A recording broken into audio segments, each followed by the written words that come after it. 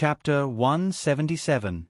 Just as Xiao Xiao was determined to become an inventor, Yanran encountered the biggest crisis. The storm gradually subsided, and Huagang had already embraced her. The two of them were tightly pressed against each other. The umbrella had long since flown away, and their wet clothes were all stuck to their bodies. Huagang did not leave a single gap for Yanran.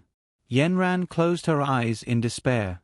Her whole body was imprisoned, and she could not move at all. Even her tongue was not listening to her. Biting her tongue to commit suicide had become a luxury. Tears mixed with the rain fell from the corners of her eyes. Yanran felt her fragility for the first time. Huagang's lips and tongue had already been wildly wreaking havoc on her neck. A feeling of extreme disgust rose from the bottom of her heart. Huagang was already trembling with excitement. The feeling of being able to control everything made his heart feel extremely good. His wish was finally about to come true. The original goddess was about to become his plaything. He had already imagined hundreds of ways to torture her, to make her lofty and noble, to make her look down on him. The black factor in his blood had already surged wildly, rushing to his limbs and bones, and then passed to Yanran through his lips and tongue. He suddenly had a bloodthirsty impulse. He fiercely bit Yanran's neck. A sharp pain rushed to Yanran's head, and she whimpered. But it was this sound that seemed to ignite the tyrannical factor in Huagang's body. He bit down hard on Yanran's neck, and the rusty blood flowed into Huagang's mouth. He sucked hard and swallowed with his own saliva.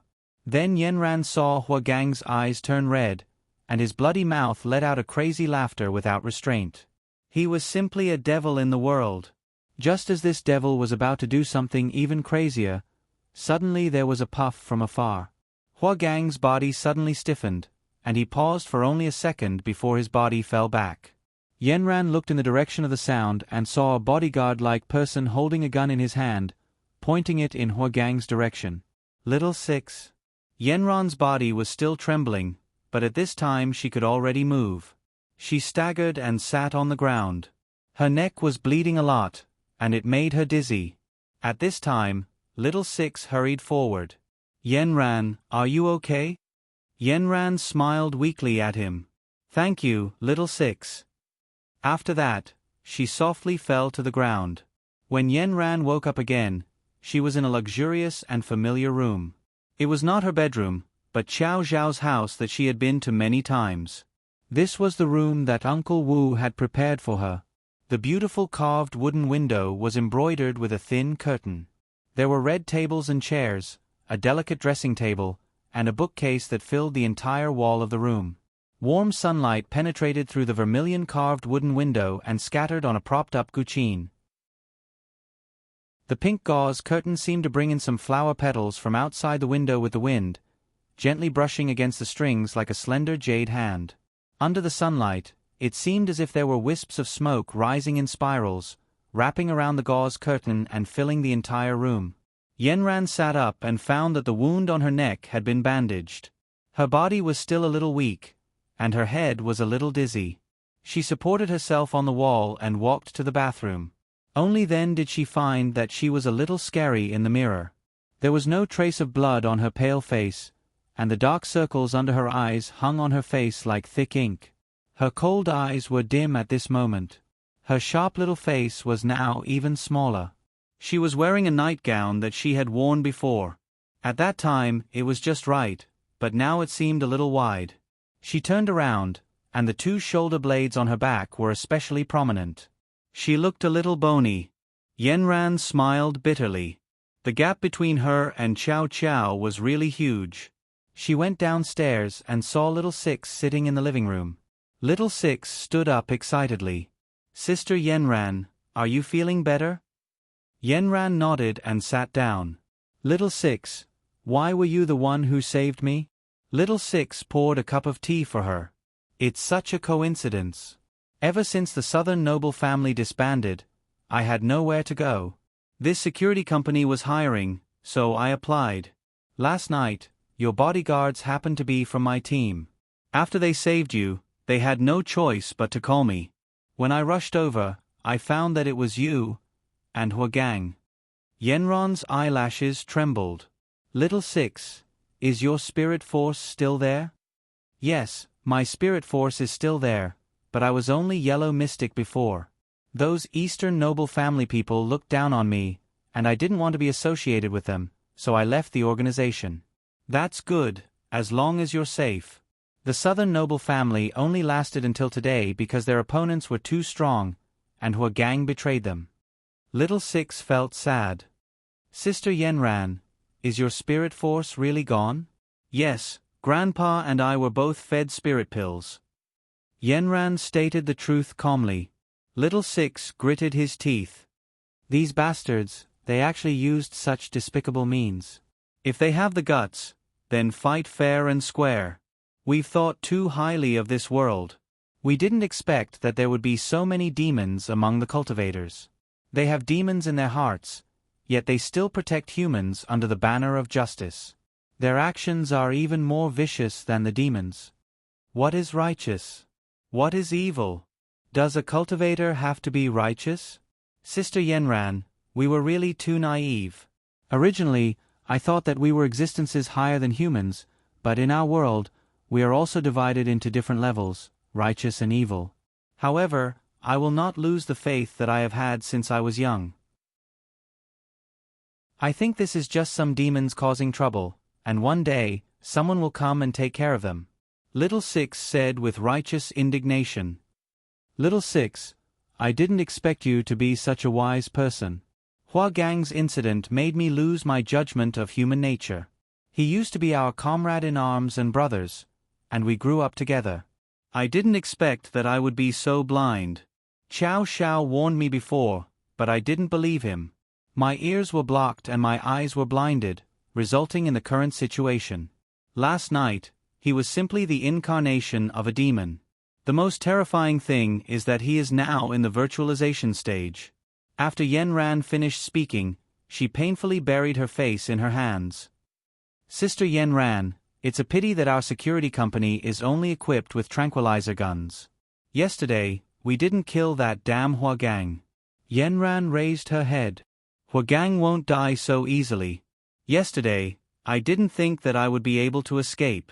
I was already prepared to die. Sister Yenran, I will personally protect you in the future. I won't let him hurt you even if I have to risk my life. Little Six, now we can only use the rules of humans to find a way to avoid him. In public, he won't dare to use any tricks. Don't fight him head-on. Protect your own life. Little Six also knew the difference between him and Hua Gang. The difference was like heaven and earth. It was like an egg hitting a rock. Sister Yenran, is this Qiao Xiao our employer? Yes, this is his home now.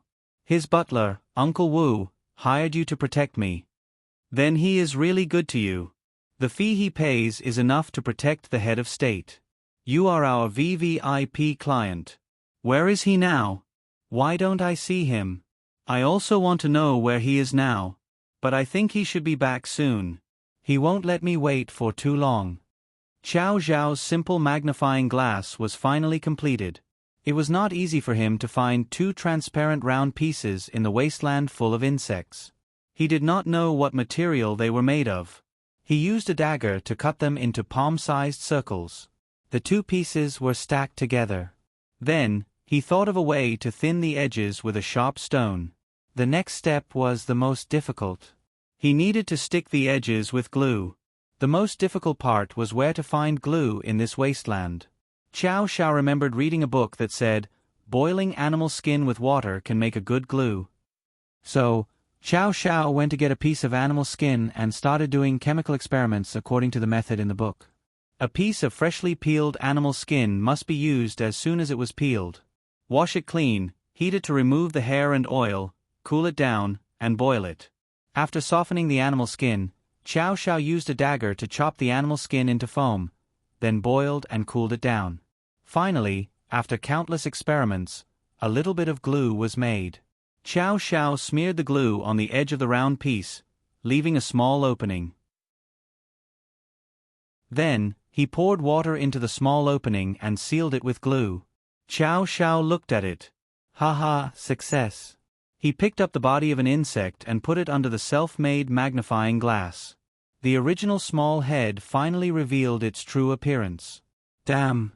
It was 10,000 times uglier than the boars in the demon realm. Chow Chow pointed the tip of the dagger at the head and slid it gently.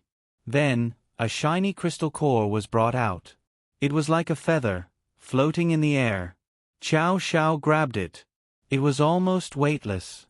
But it was this inconspicuous thing that decided his future path. Kong Xiaoming praised, Chow Chow really did it. People say that a man who works seriously is the most handsome. Your serious look just now almost tempted me. Chow Chow rolled his eyes at him. Don't make trouble for me. Our Yenran is very jealous. Then, one by one, Chow Chow failed. But fortunately, there were all kinds of insects. Finally, the insects' corpses all over the ground were floating with colorful crystal cores. Under the sunlight, it formed a dreamy world. After an unknown amount of time, after countless sunrises and sunsets, Chow Chow was intoxicated by the dreamy world he created. He slept soundly. The crystal cores in the sky were like fireflies circling around him. Under the sunlight, each crystal core reflected Yenron's smiling face. He was pouting and moving towards Yenron's little face. Suddenly, the voice of the array spirit sounded again. Congratulations to Flying Flame Meteor Chow Chow for collecting 1,000 crystal cores. You have successfully entered the next level, Ancient Battlefield. Chow Chow woke up instantly. Ancient Battlefield. What the hell is this? Can't you let me finish kissing Yenran first? Looking at the changes in the surrounding scene, the crystal cores all disappeared and were replaced by earth-shattering shouts and endless spraying of blood. Chapter 178. On the ancient battlefield, the bugle horn was whistling in the sky, cutting through the thunder and lightning. The bloody smell was spreading above the noisy ruins. The piles of broken bodies were hideous and terrifying. The thick smell was almost suffocating. Chow Chow was currently immersed in the heavy breathing of the magical beasts. Around him, there were 3 layers inside and 3 layers outside. There were no less than 100 of them. Even a gust of wind couldn't blow away the stench lingering in his nose. He had already used all the spells he had learned to fight with these magical beasts for 300 rounds. Everywhere he went, broken eaves and broken arms were already piled up into a small mountain. He originally thought that this level would also require him to obtain the crystal core, but he didn't expect that the magical beasts he killed would have nothing in their heads. Their eyes were also empty. They were like fighting machines without consciousness. They only knew how to roar like trapped beasts, wanting to perish together with Chow Chow. After an unknown amount of time, Jojo could no longer fight. He covered his entire body with the god armor and the raging flame armor. In the midst of the smoke and dust, he finally collapsed from exhaustion amidst the remaining flames. Countless magical beasts continued to attack him dauntlessly, and the scraping sound of their claws rubbing against his armor incessantly stimulated his eardrums. He wanted to rest for a while and then fight again, but after a few repetitions. He just wanted to bury himself deep in the armor. He didn't want to endure the endless battle of attrition. Kong Xiaoming, I don't think I can pass this level. I didn't find a single crystal core. Could it be that you want me to kill all the magical beasts on the battlefield? Kong Xiaoming blinked his mouth and looked at the vast ancient battlefield. I estimated that if you kill all the magical beasts on the battlefield now, it would take at least 10 days to half a month. But I just discovered a terrifying thing. More than half of the magical beasts you killed before have come back to life. They are now moving towards your position. Chow Chow couldn't believe it. You mean they can't be killed? I think so. Look at this wave of demonic beasts and the last wave of demonic beasts. Even the length of their fangs is the same. There is also a knife mark on their heads that you dug out. Kong Xiaoming pointed at the demonic beasts in front of them and showed them to Chow Chow. F***CK. It was a war of attrition that would never end. Why didn't they fight each other? How do they know that I'm the only enemy? Chow Chow couldn't help but feel frustrated. In your words, they were jealous of your beauty, so they wanted to tear you to pieces. Originally, it was Kong Xiaoming who was mocking Xiao Xiao, but after Xiao Xiao heard it, he was very pleased. Your reason is reasonable. You finally spoke the truth. Kong Xiaoming threw a health ball at Xiao Xiao. Xiao Xiao thought of the third stage. Originally, when he was in the air, he felt too lonely. Only after arriving here did he realize that loneliness could be so beautiful. What's the next skill? Demonic power. Good. Are you forcing me to use my trump card? Let me see how powerful the demonic power is. Xiao Xiao sat up in the armor and silently recited the incantation. A golden light passed through the armor and flew into the sky. Then, it formed a cluster of fireworks in the sky and scattered all over the ancient battlefield. The golden light landed on the ground. Stone becomes soldier. Suddenly, many strange-looking soldiers appeared from the ground. They held long swords in their hands and wore armor. They stood majestically in place. Xiao Xiao, look. The demonic power has manifested. Kong Xiaoming pointed at the soldiers that suddenly appeared and shouted. The surrounding demonic beasts also noticed the abnormality. They felt a huge sense of crisis towards the soldiers that suddenly appeared. Without needing Xiao Xiao to drive them away, these demonic beasts spontaneously rushed towards the soldiers. Good fellow, I've come to help. Xiao Xiao jumped up and down in the armor. Just as he was about to admire a truly evenly matched battle, he saw these demonic beasts tear Xiao Xiao's stone become soldier into pieces. Xiao Xiao's cheering came to an abrupt end. He stared dumbfoundedly at the scene before him. The situation on the battlefield was completely one-sided. The soldiers, who looked majestic, stood motionless like dumb geese. They didn't even know how to use the swords in their hands to defend themselves. They just let these magical beasts wreak havoc on their bodies. What's going on? Why don't these people move? This is the demonic power. Are the demonic beasts all fools? Xiao Xiao anxiously pointed at these wooden figures and cursed. How can a skill be completed by reciting the incantation? You're thinking too easily. The first 2 levels were only for armor, so you didn't need to command others. But now, you need to use your magic to command thousands of troops in a war. You should think about it carefully. Kong Ming couldn't stand it anymore and explained to them. Xiao Xiao watched as the demonic beasts he worked so hard to create disappeared in the blink of an eye. His heart was bleeding. After annihilating the enemies, these demonic beasts all charged towards Xiao Xiao. Xiao Xiao looked at the magical beasts that blotted out the sky and covered the earth on the vast ancient battlefield. They were like planets that were forever attracted to the sun, revolving around him. He wanted to die. There was nothing he could do. He could only continue to ponder. After Yanran recovered, she went to school normally again. She didn't know much about what happened that night. She just remembered that when she was waiting for the bus, she suddenly fainted. Bai Shui and Dan Yao told her that it was Yanran who sent the driver to pick her up. This incident didn't arouse too much suspicion and passed just like that. Yanran returned to her dorm after about a week. After that, she lived a more secluded life. Unless it was necessary, she wouldn't go out alone. Other than going to class and eating, she would stay in her dorm.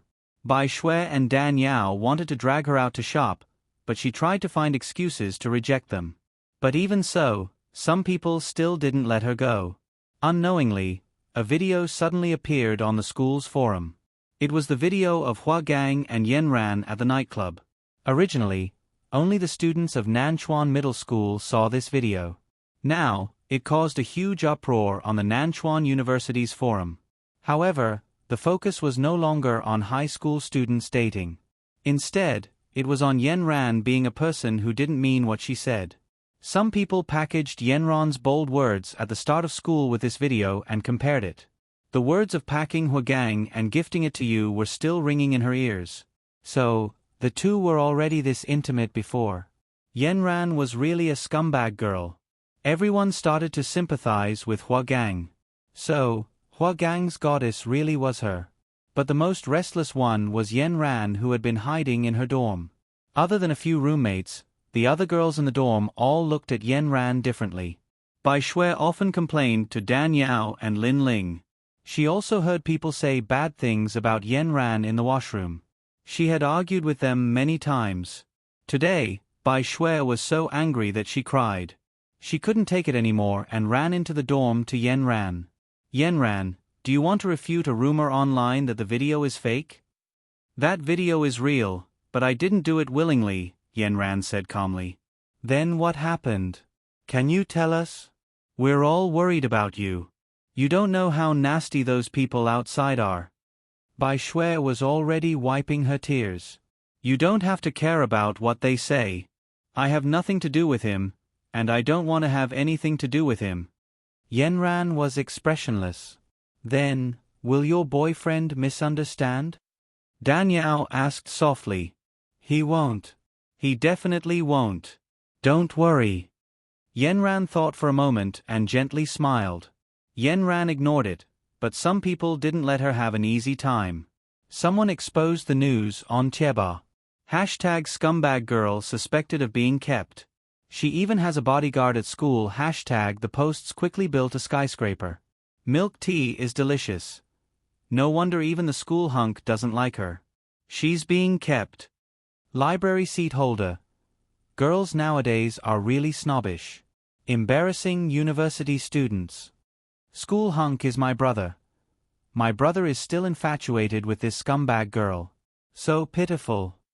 Bunny 8 watching spiders. This scumbag girl is still living in school. Don't lead other girls astray. Lemon's guard. Get out of school. Where your heart desires. Get out of school +1.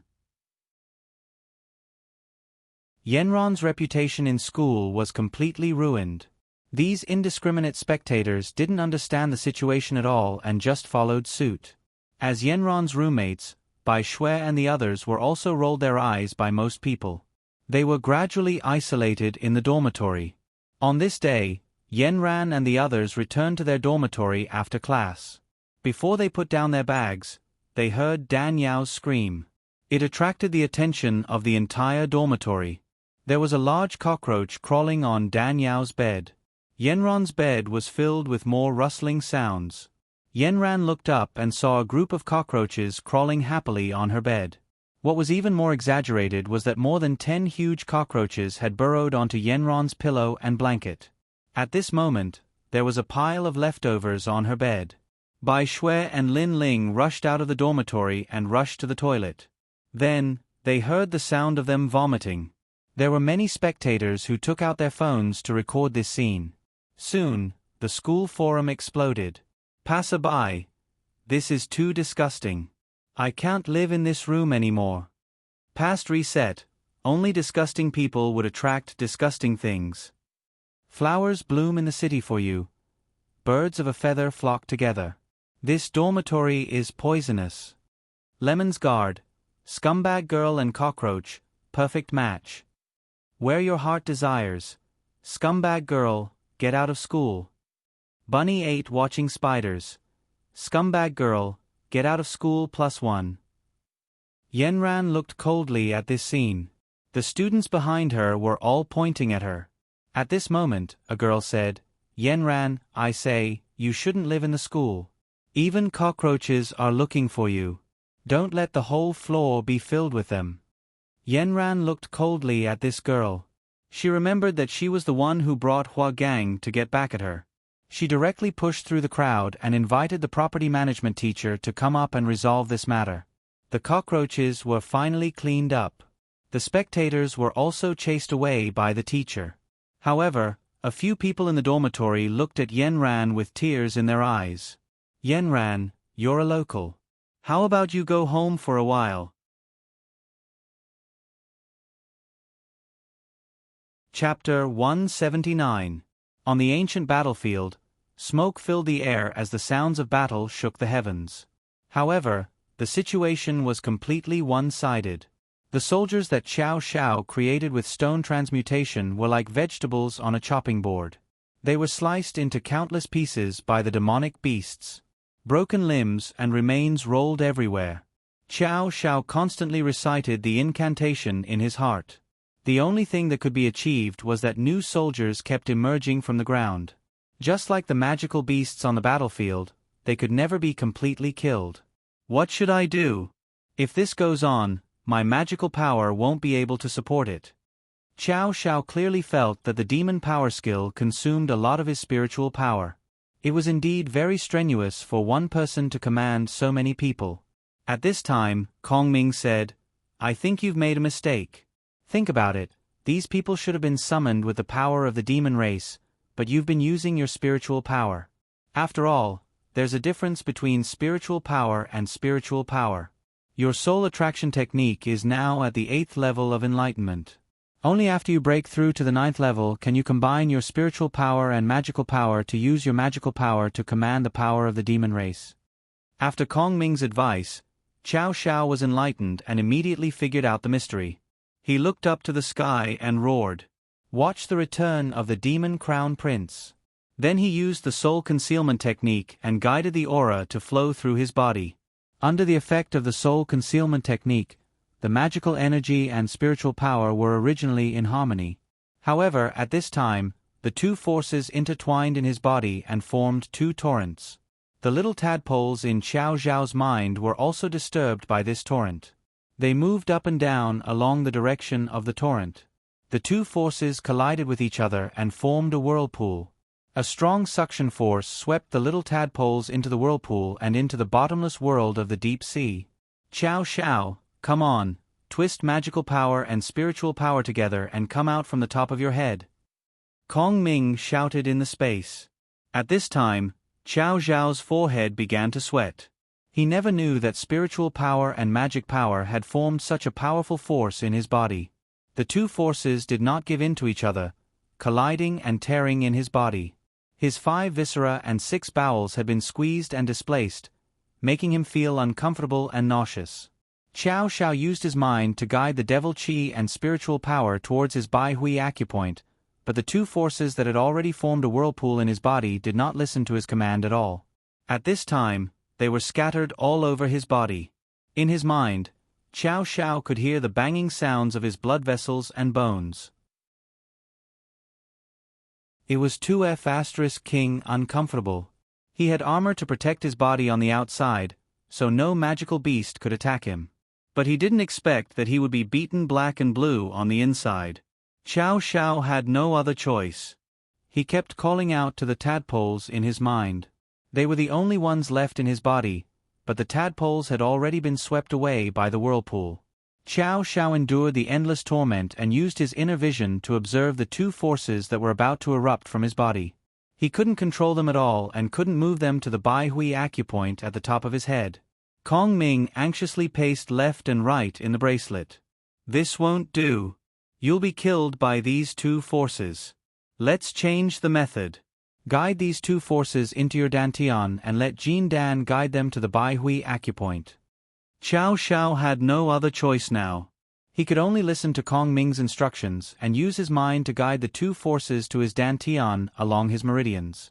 "Follow my chant, hands 3 yin, go from the chest to the hand, hands 3 yang, go from the hand to the head, foots 3 yang, go from the head to the foot, foots 3 yin, go from the foot to the abdomen."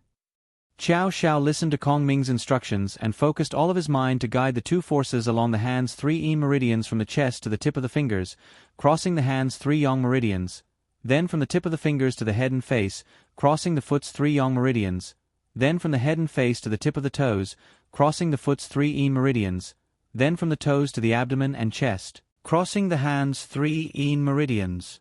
The cycle went back and forth, gradually forming a cycle of yin and yang intersecting, like a ring without end. Finally, the two forces gradually listened to Qiao Xiao's instructions.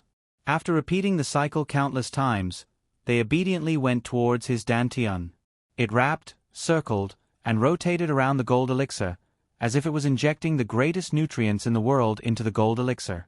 The originally smooth surface of the gold elixir became even rounder and more lustrous, like the fat of sheep. In Qiao Xiao's dantian, it emitted a sacred golden light. "Now's the time. Go." Following Kong Ming's loud shout, Qiao Xiao took the opportunity to lift up Jin Dan from his dantian, following the meridians towards the top of his head's Bai Hui meridian. And during this operation, he found that the small tadpoles scattered everywhere were slowly waking up and beginning to flow back into his brain. He saw the two forces intertwining, you in me, and me in you, slowly penetrating each other and gradually fusing into one. At the same time, they also gathered unlimited energy, all for the final moment to rush to the top. The small tadpoles finally realized the responsibility they had to bear. At this time, the 18 arhats had already turned into 18 golden arhats under the illumination of Jin Dan. They gathered all of the energy in their bodies and summoned all of the tadpoles to set up the golden arhat formation in their minds, all for the final attack. Kong Ming and Kong Xiaoming nervously watched this moment. Finally, the two forces were led to the vicinity of the Bai Hui meridian by Qiao Xiao. At this time, they could no longer see whether the black or white qi was mixed together. Kong Ming was overjoyed. Whether we succeed or not depends on this final attack. The two forces formed by the devil qi and spiritual power gathered around the Bai Hui meridian, desperately striking upwards. But it was as if their throats were being strangled, they couldn't get out. They were like two swimming dragons, wanting to swim out of the gate to the blue sky and the sea. Qiao Xiao, you can do it. Open the armor, and send the two forces out. When Qiao Xiao heard this, he realized that there were still countless magical beasts around him, baring their fangs and brandishing their claws at him. If he opened the armor, wouldn't that be sending him straight to his death? A few words popped up in Qiao Xiao's mind. Do I really have to open the armor? Kong Xiaoming and Kong Ming nodded with difficulty. You have to open the armor to have room to release the power, but at the same time, you have to immediately protect yourself to prevent these magical beasts from tearing you apart. Qiao Xiao was going crazy. The power in his body was driving him crazy. The magical beasts outside were glaring at him covetously, their fangs were raised, their claws were open, and their blood-red tongues could be seen sticking out of their bloody mouths. Many magical beasts were frantically licking the edge of the armor, trying to use their saliva to melt the hard armor. Kong Ming and Kong Xiaoming shouted in the bracelet, I can't wait, hurry. Qiao Xiao gritted his teeth. Even if the magical beasts poked him with their fangs, he couldn't let their tongues lick him. He quickly recited the formula of the raging flame hand seal, burning away the magical beasts' tongues first. The flames forced the magical beasts to retreat. At this moment, Qiao Xiao quickly withdrew the armor, and at the same time, he fiercely bit the tip of his tongue, allowing the pain to explode all the power in his body. All of his thoughts were focused on the Bai Hui acupoint. The little tadpoles in his mind obeyed the command, rise. At this moment, the gate of the Bai Hui acupoint on top of Qiao Xiao's head opened, and two dragons flew up into the sky, forming golden dots. Countless soldiers poured out from the ground. This time, the soldiers were different from before. Their eyes shone with golden light, and under the sunlight, their armor shone brightly. They let out roars of victory, and with weapons in their hands, they rushed towards the magical beasts with unstoppable momentum. Spirit Concealment Spell. Great success. From now on, Qiao Xiao would no longer be troubled by the devil qi. There was no qi on top of his head, and if he wanted to release his devil qi, only white qi would be produced around his body, exactly the same as a cultivator above the Taishu realm in the human world. However, the breakthrough brought a greater crisis to Qiao Xiao. The internal pressure suddenly decreased, and the external pressure suddenly increased. Hundreds of magical beasts around him were like hungry wolves pouncing on their prey. They opened their bloody mouths and bit Qiao Xiao. Qiao Xiao rolled on the ground and directly rolled into the mouth of a magical beast. Just as the magical beast was about to close its mouth, Qiao Xiao's magical power had smashed its jaw. The magical beast couldn't close its mouth, and the other magical beasts couldn't stop themselves either. They immediately tore the magical beast into pieces. Kong Ming and Kong Xiaoming in the bracelet were shocked. Qiao Xiao, you have to hold on. Think of your Yanran. When Qiao Xiao heard the two words, Yanran, he didn't know where the strength came from. The magical power in his hand flew out desperately, and his body was like an arrow released from a bow. He stepped on the heads of countless magical beasts and flew into the air. He silently chanted the god seal in his heart. When Xiao Xiao fell from the air, he directly hit the magical beast's head. Finally, the guard seal had worked. Xiao Xiao was saved. Xiao Xiao gasped for breath in the armor. The desperate struggle just now made him a little dizzy, but he finally made it through. Xiao Xiao, good job. Kong Ming and Kong Xiaoming in the bracelet gave him a thumbs up. Look, your magical power finally worked. Xiao Xiao raised his dizzy head and looked around. Sure enough, everything on the battlefield had changed. The originally one-sided soldiers were still one-sided at this time, but his magical soldiers obviously had the upper hand. At this time, the magical beasts were on the chopping board. The demon soldiers also chopped these ferocious magical beasts into 8 pieces as if they were cutting vegetables. Broken limbs and remains flew everywhere. Broken limbs constantly smashed against Xiao Xiao's armor, causing pang pang pang sounds of collision. Xiao Xiao couldn't believe it and showed an ecstatic smile. Haha, I finally succeeded. But at this time, he didn't even have the strength to stand up. He just lay on the ground and beat the ground, laughing and crying. As the battle continued to intensify, the endless magical soldiers killed all the magical beasts on the battlefield. But Xiao Xiao found that new magical beasts were constantly being produced. But this time, the magical beasts that were produced made him very happy, because the warriors of the demon race could cut the magical beasts' cores from their skulls. Sure enough, the design of this magical array was so strange. Only when all the magical beasts were killed, the real magical beasts would be produced. Xiao Xiao excitedly counted 1, 2, 333, 888, 999, 1000. The voice of the array soul sounded, congratulating the flying flame meteor Xiao Xiao for collecting 1000 cores and successfully entering the last level.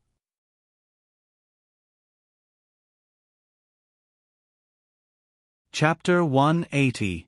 Yanran looked at the red-rimmed eyes of the people in the dormitory and remained silent. I'm sorry, Yanran. We really don't have a problem with you. We don't believe the words on the internet. It's just that it's obvious that someone is trying to frame you, and these people have no bottom line. Sob sob sob. Dan Yao was already sobbing and couldn't continue.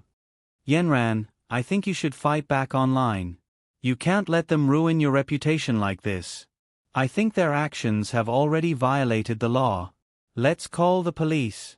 Lin Ling was filled with righteous indignation. She couldn't wait to bring the people who bullied Yanran to justice. Sorry, friends. I've caused a lot of trouble for you guys because of me. I'll move out tomorrow. Yanran didn't say anything else and got up to pack her things. Bai Shui stepped forward and grabbed Yanran's hand. She lowered her head and said with red eyes, I'm sorry, Yanran. Yanran didn't say anything. She patted her hand and continued to pack. She knew they couldn't bear to see her like this. They were really scared after seeing those terrifying things with their own eyes. After Yanran packed her luggage, she lay down on her bed. At this time, there was nothing on the bed. She had thrown away all the bed sheets and pillows. She just lay on the bare bed without saying a word. Dan Yao also threw away everything on her bed. Lin Ling pulled Dan Yao and said softly, You can squeeze with me tonight. Dan Yao stopped crying and got on the bed with Lin Ling. The lights were off, but Lin Ling was still comforting Dan Yao quietly. Gradually, the two's voices became softer and softer. Meanwhile, Yanran's tears flowed down uncontrollably. The next morning, Yanran dragged her luggage out of the dorm building. Several girls looked at her and pointed behind her back. Their words of disdain drifted into her ears. She was the one who put cockroaches in her dormitory yesterday. It was so disgusting that I couldn't sleep well the whole night. It's good that she's gone. The dorm is safe now. I heard that they called the police. I wonder if they can find out who did it. She must have offended someone. This girl is so beautiful. She's really a femme fatale. Yanran ignored these words and walked out of the school with her suitcase. Xiao Lu had already driven the car and waited for her at the school gate. Seeing her come out, he quickly took the box and got in the car. The car quickly drove to Yenran's house. "What's the matter? Yenran, why are you not staying at school all of a sudden?" "Huagang has made a move. We can't stay in the school anymore. We'll implicate others." "Did you bring the gun?" "Yes." Little Six handed Yenran 2 tranquilizer guns. "This is not a solution. Sister Yenran, why don't we go out and hide for a while?" Yenran's face darkened. She looked at the scenery moving quickly by the roadside and said nothing. "Brother Six, there seems to be a car following us." Little Six and Yenran looked back. A black car was following them closely. The driver was wearing sunglasses. When he saw them turn back, he reached out his hand from the window and snapped his fingers. Then, a cold smile appeared on his face. Little Six and Yenran looked at each other and saw the vigilance in each other's eyes. "Huagang." Qiao Shao came to the last level. This time, he learned his lesson. As soon as he entered this chaotic world, he used the guard seal to protect himself and chanted the last level's 3rd secret blessing. Qiao Shao chanted a string of incantations in his heart. The surrounding environment changed according to Qiao Zhao's will. The stronger the magical power, the faster the change. The surroundings seemed to resonate with a special frequency vibrating the meridians in his body. Focusing his will on one point, Qiao Shao unleashed his extraordinary potential and activated the little tadpoles in his mind to inspire supernatural powers and high intelligence. "Crown Prince, welcome back."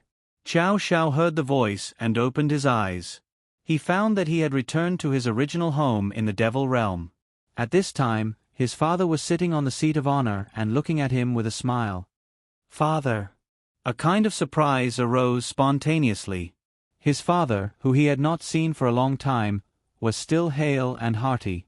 His face was still purple and red, and he seemed to be in high spirits. His hair was combed very carefully and was not messy at all. However, strands of silver hair were still faintly visible. Qiao Shao hurriedly knelt down and saluted his father, who was born in awe. The demon lord looked at his spirited and handsome son. Although he was currently in a sorry state like a savage, he still could not block the brilliance around his body. He had been very lovable since he was young, and after he grew up, he became more and more like his devastatingly beautiful mother, becoming the most beautiful child in the entire demon world. Now that he had returned from the experience, he must have learned a lot. It was much earlier than he expected. He looked at his son with a smile and said good, good, good 3 times. "Crown Prince, you have returned from the experience. Tell father what skills you have learned." Qiao Shao was still in a daze. He did not know why he had returned to the Devil Realm. So he reported his experience in the human world to the Devil King in detail. When he mentioned the skills he had learned in the Yin-Yang formation, the Devil King nodded repeatedly. "The purpose of sending you to the human world was to find the Yin-Yang formation and the Devil Scripture. As the Devil Realm's Crown Prince, your mission is to bring the Devil Realm to greater heights in the future. How can you always be a hedonistic son?" Later, we found out that the Devil Scripture and the Yin-Yang formation had all fallen into the human world. So this is the reason why father sent you to the Devil Realm.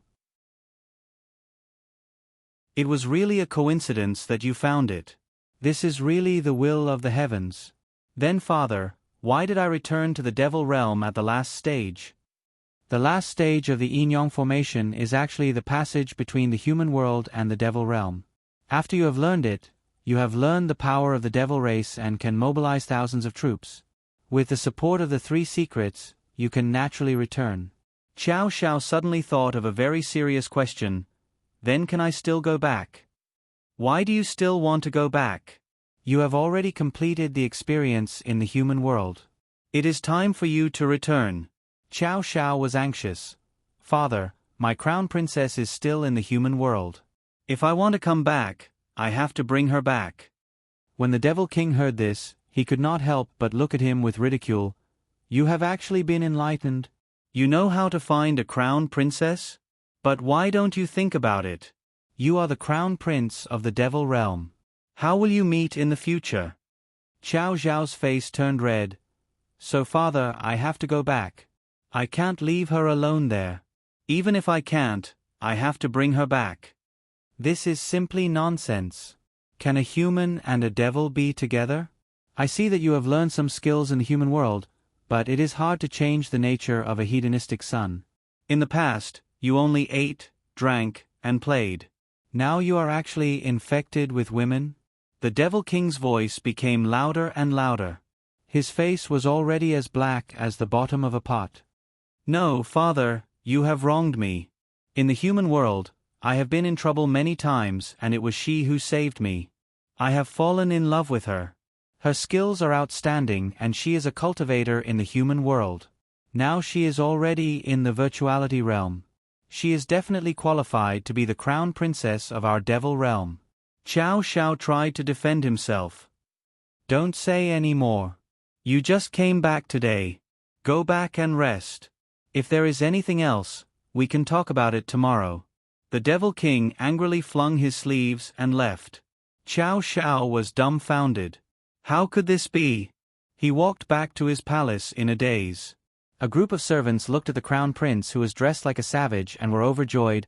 Congratulations to the crown prince for learning new skills and returning from the experience. Xiao Xiao was not happy at all. He did not even look at the group of servants. He waved his hand and threw himself on the big carved bed. At this moment, Kong Ming and Kong Xiaoming finally dared to speak. The Devil King's aura was too strong. It scared them so much that their legs turned to jelly. You have returned to the devil realm? Kong Xiaoming felt that everything was more mysterious. What entered his eyes were the strange-looking servants, the calm and majestic palace, the Devil King who had an astonishing aura, and the well-trained soldiers. Although he was the book spirit of the Devil Scripture, he had never been here before. Everything was new to him. Xiao Xiao, get up quickly. Take us out for a walk. What walk? Are the two of you stupid? I want to go back. Yanran is still waiting for me. As he spoke, a row of beautiful women walked in like flowing water. Each of them held an item in their hands. The woman who walked in front had an enchanting figure. Her clothes were thin. She had an oval face and watery eyes. As she walked, a faint fragrance wafted. She walked to the side of the bed and gave a standard salute. Her jade lips parted slightly. Your Highness, let you serve you as you bathe and change your clothes. Kong Xiaoming's eyes widened. Wow, the beauties in the devil realm are not inferior to those in the human world. At this moment, Xiao Xiao was worried. He was not in the mood to deal with anyone who came. He waved his hand. Go, go, go, all of you go. Yue waved her hand behind her, and the others retreated. She sat by the bedside, and a slender jade-like hand moved up Xiao Xiao's exposed calf. Xiao Xiao had not bathed for many days, and her originally tender, white, jade-like calf was covered in mud.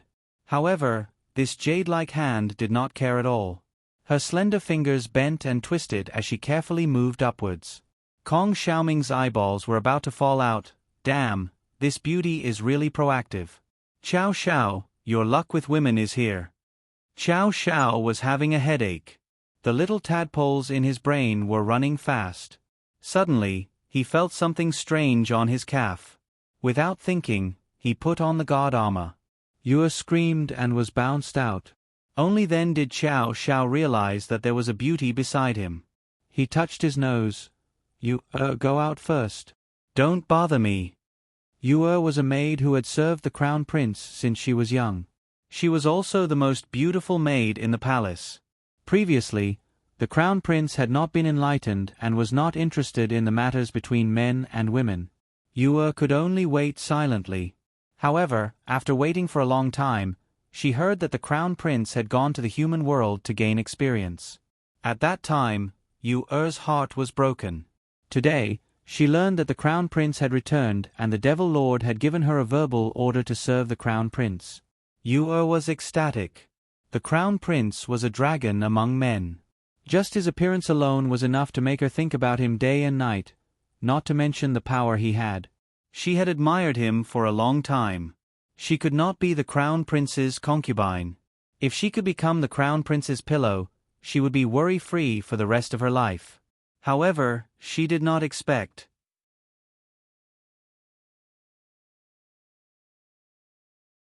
Chapter 181. Get rid of him and turn left, Yenran ordered.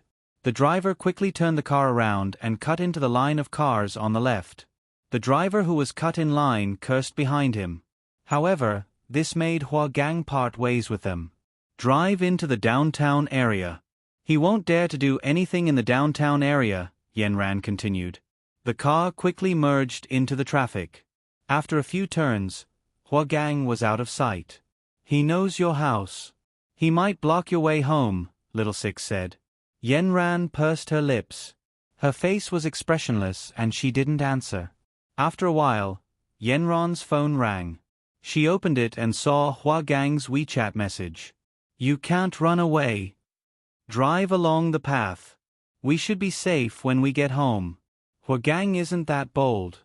He won't dare to be charged with breaking into private property, Yenran ordered. The driver went around the city a few times until he reached a small alley near Yenran's house. It was a very narrow alley. Only 2 cars could go in both directions. When the driver turned in, there weren't many people in the alley. After 2 more turns, they would reach Yenran's house. Yenran and Little Six looked around. They didn't see Hua Gang's car. They breathed a sigh of relief. They would be safe when they got home. The car couldn't go fast in the alley. The alley was very narrow, and there were constantly motorcycles and pedestrians crossing the road. When the driver finally reached the end of the alley and was about to turn right, a black car suddenly appeared in front of him. It directly crossed the road and blocked the 2-way traffic. The driver had to stop the car and get out to see what was going on. After a long time, he found that there was no one in the car. It was just crossing the road. The driver shouted for a long time, but there was no answer. He was about to return to the car and call 110. Just as he opened the door, the back of his neck suddenly felt like it was pricked by a needle. He felt dizzy and fell into the driver's seat. Little Six and Yenran, who were sitting in the back seat, didn't know what was going on. Just as they were about to poke their heads out, they saw a man with a sinister smile appear beside the open car door. It really was Hua Gang. Yenran and Little Six had goosebumps all over their bodies. They quickly wanted to pull out the pistols at their waists, but before their hands could touch their waists, 2 invisible ropes had tied them up. Little Six was shocked. Hua Gang, what are you trying to do? Hua Gang smiled sinisterly. Little Six, I didn't expect you to be so loyal to Yenran even after the southern aristocratic families have been disbanded. Should I call you stupid? Or should I say you're sincere? Hua Gang, I'm warning you, don't mess around. This is a lawful society. Little Six shouted nervously. Ha ha, a legal society. Of course, it's a legal society. Without the management of us cultivators, how could this society be so peaceful? Don't worry, Yenran and I love each other. We grew up together, and our relationship is extraordinary. I've always liked her, don't you know? I'll be very good to her. Little Six, I'll take Yenran with me first. I'll send her home tomorrow morning. After Hua Gang finished speaking, he didn't care about Little Six's murderous gaze at all. He directly moved his fingers, and Little Six fainted. Then he went around to the back seat, hugged Yenran who couldn't move, and kissed the corner of her mouth. Yenran, look, I caught you again. Don't run away this time. I have a very big villa, and it's very beautiful. You'll be the first woman to visit it. Do you feel honored? After saying that, he directly got out of the car with Yenran in his arms and took her to the black car in front of them. Then he reversed the car at 3 o'clock and sped out of the city. Chow Xiao thought for a long time and finally came up with a solution. Back then, he didn't want to go to the human world to gain experience. It was the Devil Monarch who tied him up and took him and Uncle Wu to a place called Eagle Beak Cliff. Uncle Wu carried big and small bags like a farmer fleeing from famine. When he arrived at the human world, Chow Xiao realized that those were their survival magic weapons. Then, under his wailing and howling, 2 generals from the devil world covered their ears and kicked him in the back. He fell down the bottomless abyss of Eagle Beak Cliff. He heard Uncle Wu call him from behind, "Your Highness, wait for me." Then he jumped down after him. It was really a bottomless abyss. He didn't know how long he had fallen. At first, he knew how to cry out, but later he got used to it and just let himself fall. When he finally landed, he and Uncle Wu appeared in the back mountain of Nanchuan City. He said to Kong Ming and Kong Xiaoming, "Now we have to find a way to sneak to Eagle Beak Cliff." But how could he hide from others? Chow Xiao rolled his eyes and saw Yu who was secretly crying in the corner of the room. "Yu come here." Seeing that the Crown Prince finally remembered her, Yu immediately stood up and rushed to him with tears in her eyes. Chow Xiao moved aside, and she threw herself on the big carved bed. Yu looked up at Chow Xiao with a face full of grievance. The tears in her eyes were already rippling, as if they were about to fall. It was very pitiful. Kong Xiaoming's heart was already in his throat. "Chow Xiao, you really don't know how to take care of women. A beauty is throwing herself into your arms. Why don't you just accept it?" Chow Xiao gnashed his teeth in his mind. "If you like it, I'll give it to you. Otherwise, I'll just leave you here." Then, Chow Xiao bloomed with a charming smile and said to Yu, can you do me a favor?" Yu was dazzled by Chow Xiao's brilliant smile. Her heart softened and her soul left her body. She nodded repeatedly. "Your Highness, please instruct me." Then, she heard Chow Xiao whisper in her ear, "Tonight, you'll pretend to make love with me in bed. You'll have to make some noise from time to time. Don't get up until tomorrow morning." Yu's face flushed red. She said shyly, "Your Highness, I don't understand what you're saying." Teeth grinding. "You were quite proactive just now, but now you're saying you don't understand." Chow Xiao wasn't good either. He directly made it clear to her. "Tonight, I'm going out. You must think of a way to make others think that I'm in the room. If you can't do it, from tomorrow onwards, don't be by my side." When Yu heard Chow Xiao's unfriendly tone, she was so scared that she immediately knelt down. She no longer dared to have any thoughts of teasing him. She said submissively, "Yes, Your Highness. Please come back soon." Kong Xiaoming felt wronged for Yu in his heart. "Come back my ass. He's gone. I don't know if he can come back in his next life." After Chow Xiao finished his instructions, he glared at Yu warning her that she couldn't make any mistakes. Then, he pulled a piece of dark-colored cloth from the room and wrapped it around himself. He opened the window and gently jumped out like a kitten. Chow Xiao found that after he had learned all the demonic scriptures, all the senses in his body had become abnormally sensitive. In addition, his spirit concealment spell had reached a high level. He could completely hide his breath.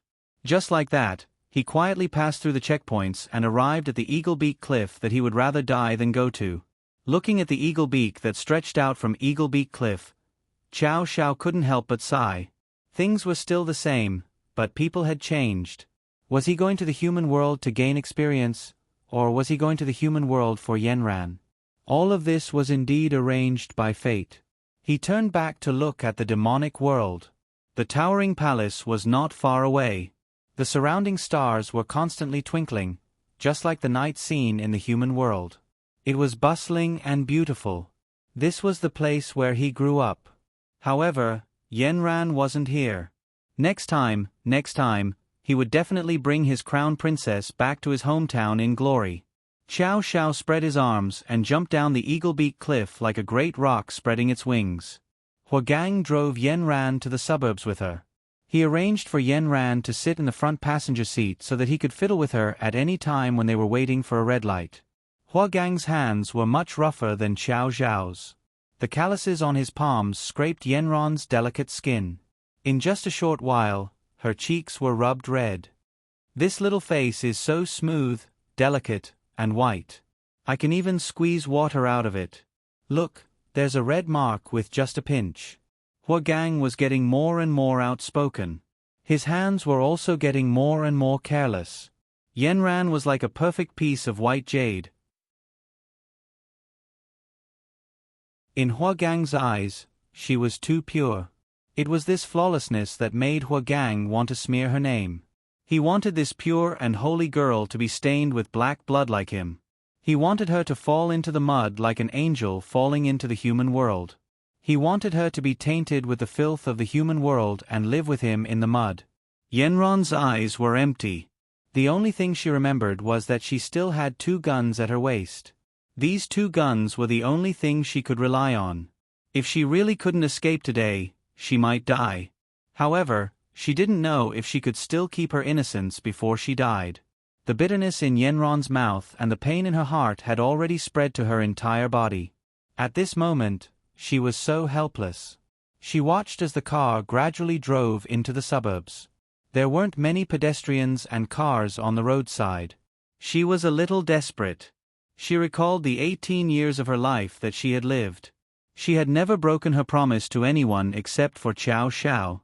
It seemed that she was going to break her promise to him.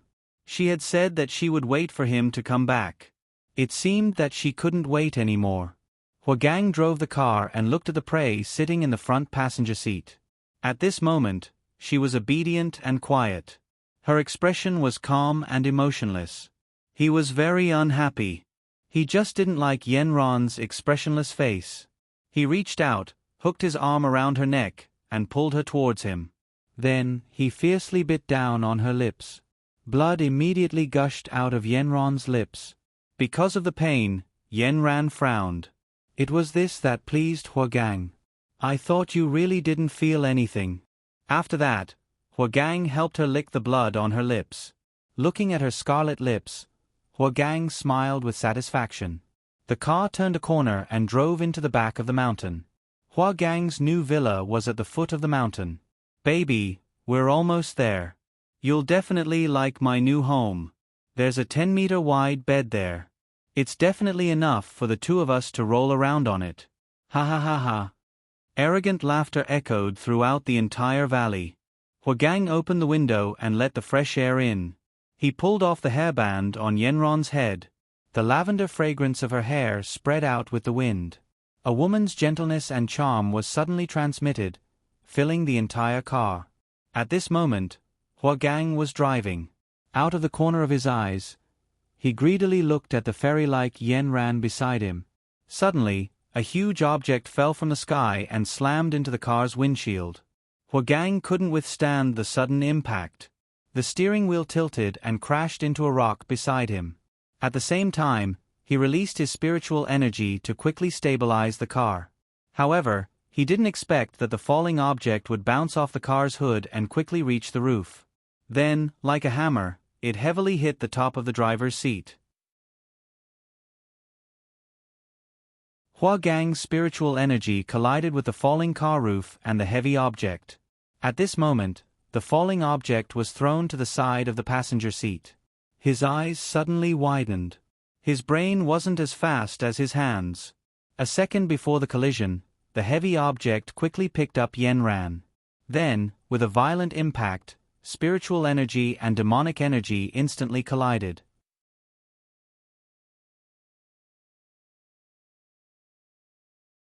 Chapter 182. Spiritual Power. Defeated. Yenran was also shocked by the sudden turn of events. Before she could react, she had already fallen into a warm embrace. Her face was directly pressed against a furry chest. The fine quality of the beast's fur was warm on her cheeks. In the end, she heard an earth-shattering crash.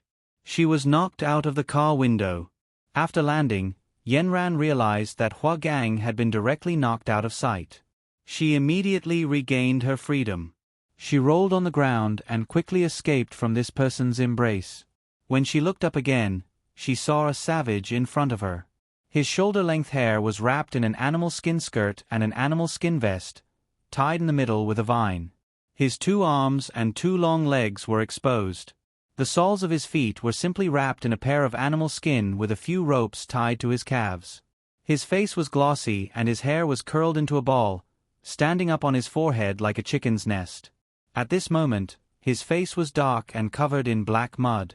Except for a pair of bright peach blossom eyes that seemed familiar, the other organs could not be seen clearly. But how could Yenran not recognize him? She had been thinking about this guy for almost 2 years. Even if he turned into ashes, she could still mold him into a person. Yanran opened a pair of moist and misty eyes like a deer's and murmured, "Xiao Xiao, are you back?" The savage's eyes were overflowing with ecstasy. Just as he was about to answer, he suddenly saw his sorry appearance in Yanran's mirror-like eyes. He suddenly covered his face with both hands. Then, he turned around and ran down the mountain at lightning speed. Yanran was overjoyed. At this moment, she was shocked and shouted from behind, "Xiao Xiao, is that you? Stop right there." But the savage in front heard this shout and ran even faster. In a flash, he disappeared from the foot of the mountain. Yanran no longer cared about being reserved. She spread her legs and chased after Xiao Xiao while shouting, "Xiao Xiao, stop right there." Xiao Xiao ran faster and faster, and soon came to the side of the road. He took a taxi and sped away, while Yanran followed closely behind. She stopped another taxi and said to the driver, "Master, do me a favor and catch up with the car in front." The master was still leisurely. "Little girl, what happened? Safety first." "He snatched my bag," Yanran replied while panting. The driver's sense of justice immediately exploded. "All right, come and see me, old Wang, I'll race today. Contribute 12 points to the traffic police and I'll definitely help you catch that thief." The two taxis started to double jump and began to speed on the suburban road. Yanran's heart was burning with anxiety, and the taxi in front of Savage was even more anxious. "Driver, drive faster, get rid of the car behind." "Young man, why do you want me to run so fast? The car behind us is a man-eating tiger, right?" "No, she wants to take me back to be her husband. Hurry up, if she catches up with us, we'll be finished."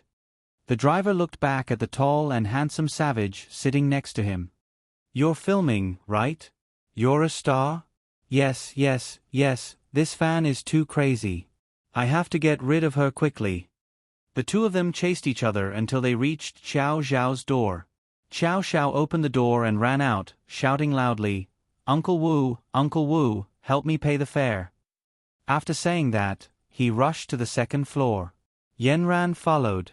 When she saw that they had returned to Xiao Xiao's house, she was even more certain that this guy must be Xiao Xiao. "Still want to run? Where to run? What's there to run?" Yanran followed him to the second floor, but found that Xiao Xiao's door was locked. She knocked hard, but no one answered. Uncle Wu quietly appeared behind her. "Miss Yanran, calm down. Go downstairs to the living room to drink some water." Yanran turned her head, grabbed Uncle Wu's arms and shook them back and forth. She said excitedly, Uncle Wu, Xiao Xiao is back. Xiao Xiao is back. But why did he run away when he saw me?" "Well, Miss Yanran, don't worry. Young master must be dissatisfied with his image. When he is ready, he will immediately come out to see you." Uncle Wu's words were like wisdom, waking Yanran up from her ignorance. "You mean he's dissatisfied with his image?" She didn't know whether to laugh or cry, but no matter what, her Xiao Xiao was really back. Xiao Xiao listened for a long time behind the door. When he heard that Yanran was finally waiting for him in the living room, he quickly rushed into the bathroom. Looking at his current appearance, he wished that he could disappear on the spot. Yanran must have seen him like this just now. He must erase this image from his mind. He raised his arm and sniffed under it. Oh my God! Is this still a human? After 2 whole years of fighting to the death in there, what kind of ghastly state had he become? He quickly threw himself into the bathtub and carefully washed himself from top to bottom 3 times. Finally, he was back to being a handsome, elegant, and peerless handsome man. He looked at himself in the mirror. His long hair was flowing in the wind, and his facial features had become more prominent. Especially his eyes, they had grown into the standard upturned peach blossom eyes. His eyelashes were so thick that they looked like they had been planted. He blinked at himself in the mirror, and it was as if an electric current had flashed, hooking his soul and making him unable to look away.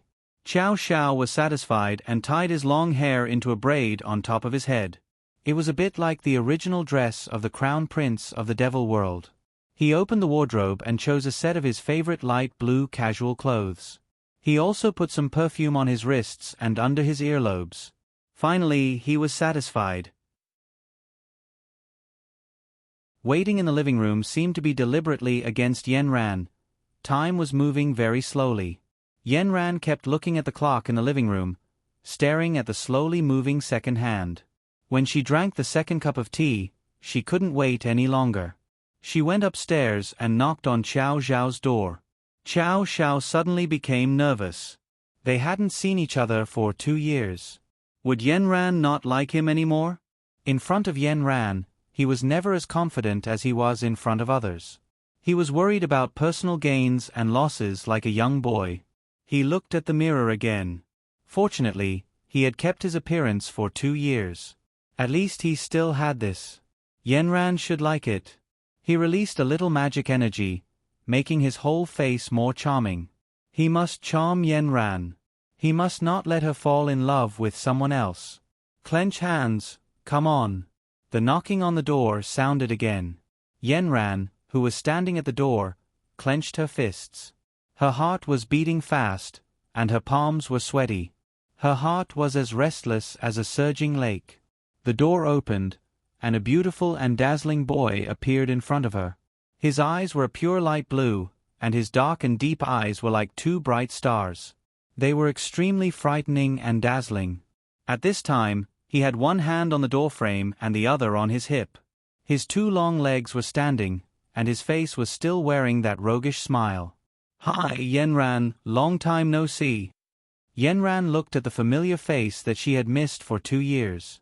His eyebrows were still so outstanding, and his smile was still so bright. Suddenly, her nose turned sour. 2 years of grievances flowed out like a flood. She cried, as if her heart was torn and her lungs were torn. Tears, like pearls falling from a necklace, fell from the corner of her eyes.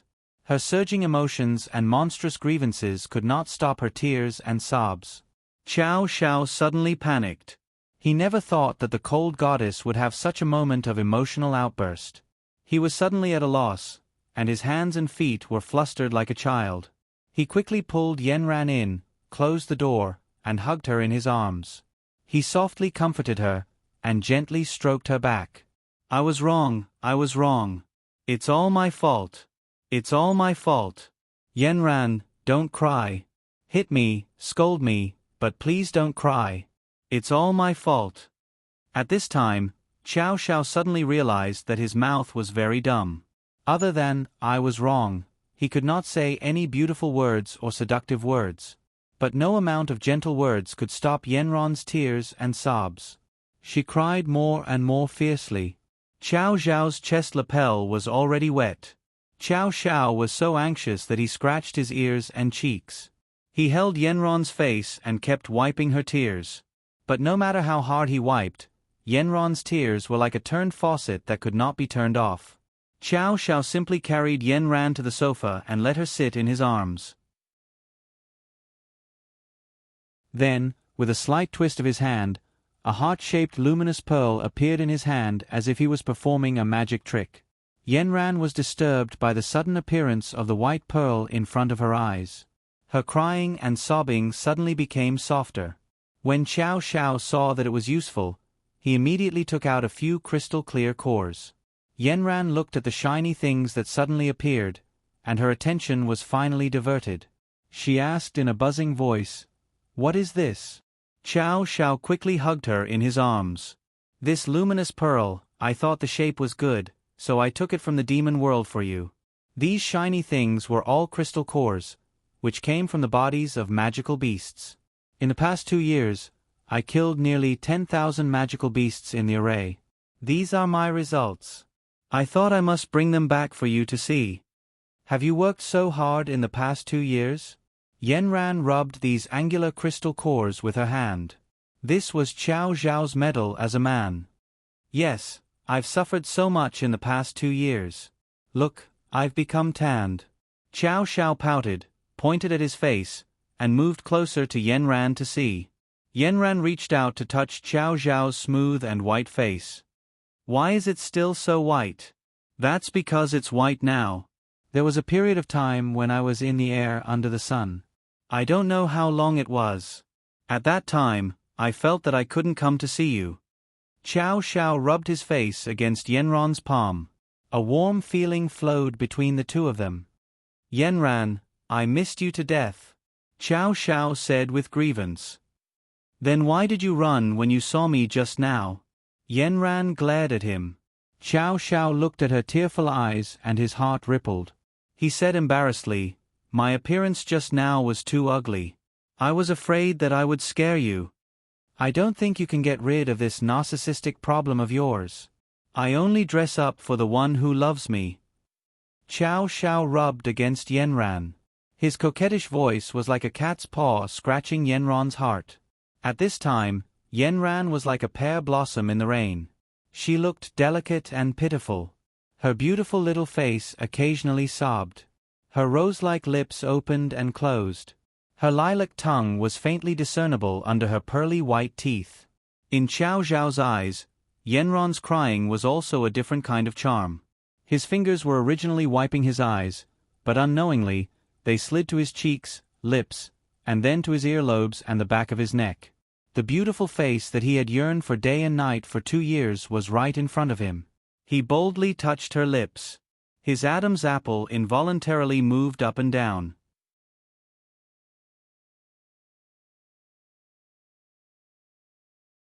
Chapter 183. Yenran snuggled into his embrace. Tell me, how did you spend these past 2 years? Xiao Xiao suppressed the desire in his heart and told Yenran every bit of his experience in the formation. He told the story in an orderly and lively manner. When he got excited, he even jumped off the sofa and used his hands and feet to act in front of Yenran. He described the bitter life of these past 2 years as a story of a hero's growth. Yenran finally smiled from his story. But this smile contained tears and bitterness. Xiao Zhao's difficulties, pain, and loneliness in these past 2 years were no less than her own. Xiao Zhao's saliva flew everywhere as he spoke for a long time. In the end, he said that he returned to the demon world and then secretly returned to the human world. Yenran stared at him like this as tears silently slid down her face. Xiao Xiao looked at Yenran, who he had managed to coax with great difficulty. Why was she crying again? He hurriedly knelt down on one knee at her feet. Did I say something wrong? Yenran, don't be unhappy. Although Yenran's face was covered in tears, she kept shaking her head. No, I'm not unhappy. Thank you, Xiao Xiao, for not leaving me here alone. What are you talking about? How could I leave you here alone? Even if I have to return to the demon world in the future, I will bring my crown princess back. Don't let your imagination run wild. I won't leave. Even if you chase me away, I won't leave. I'll be sick of you for the rest of my life. Xiao Xiao looked at Yenran silently crying without saying anything. He gathered his courage and gently covered her eyes with his perfect lips. He gently kissed away her tears bit by bit. Yenran closed her eyes and hooked her arms around Xiao Zhao's neck. Xiao Xiao, kiss me. After getting Yenran's consent, Xiao Xiao no longer hesitated. His slightly cold lips, with an extremely hot breath, suddenly pressed against hers. The moment their lips touched, both of them let out a satisfied sigh. The kiss that was 2 years late was like a lightning bolt that ignited the fire on the ground. Unlike Xiao Zhao's previous gentleness, this time, he was very fierce. His wild tongue swept across her upper and lower lips, making Yenran tremble slightly under the wild attack. He bit her lips and sucked on them bit by bit, as if her lips were a top-grade peach. Her soft and smooth tongue was sweet, causing Xiao Xiao to be unable to control himself. From the inside out, Yenran was emitting a seductive fragrance. Once it entered her mouth, Xiao Xiao simply could not bear to pull it out. He wanted to make up for all the longing he had for her in the past 2 years. His movements suddenly became ferocious. Without any explanation, he began to act wantonly in her mouth, pulling her down with him. Xiao Xiao did not give her the slightest chance to breathe. He kept pressing against her mouth and biting her tongue. No one could resist the magic of the crown prince of the devil world. Soon, Yenran's head became dizzy from the suffocation. Her body softened like a sponge, and she tiredly half fell on Xiao Zhao's body. A pair of watery eyes were even more misty. At this time, Yenran was shocked by Xiao Zhao's fierceness. She half closed her eyes and opened them. She did not know that her pair of black eyes, which seemed to have been washed in water, were so dark that it was impossible to see the bottom. Xiao Zhao could not bear to close his eyes. At every moment, he wanted to engrave Yenran in his mind. He kept staring at her, staring at that pair of watery eyes. He watched as she was intoxicated by the deep kiss. Her consciousness was blurred, and she was a little forgetful. His body began to heat up. "No, stop, I can't control it anymore." Xiao Zhao hurriedly withdrew from her small mouth. At this time, Yenran's long and narrow eyes were half closed. Her small face was red from lack of oxygen. She did not understand why she could not close her small mouth for a while because of Xiao Zhao's deep kiss. A little juice flowed down the corner of her mouth, flowing down a line of ambiguous silver light. Yenran was in a daze. She half leaned in his arms and did not move. It was as if she was really mesmerized by the kiss. Xiao Zhao gently shook. "Yenran, come back to your senses." Yenran suddenly woke up, and her face turned red.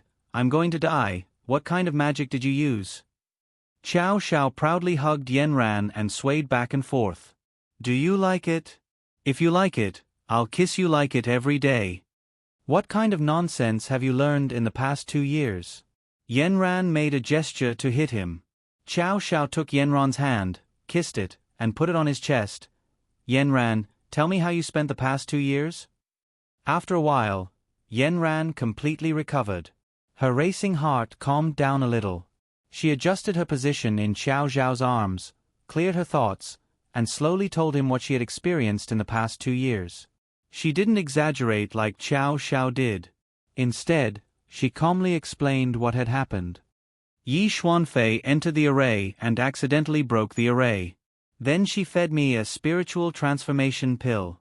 I originally thought that I was alone, but later I found out that the Eastern aristocratic family wanted to use this opportunity to seize power. They colluded with the higher-ups and directly bribed or transformed the most important experts of the Southern aristocratic family. In the end, the Southern aristocratic family was completely wiped out.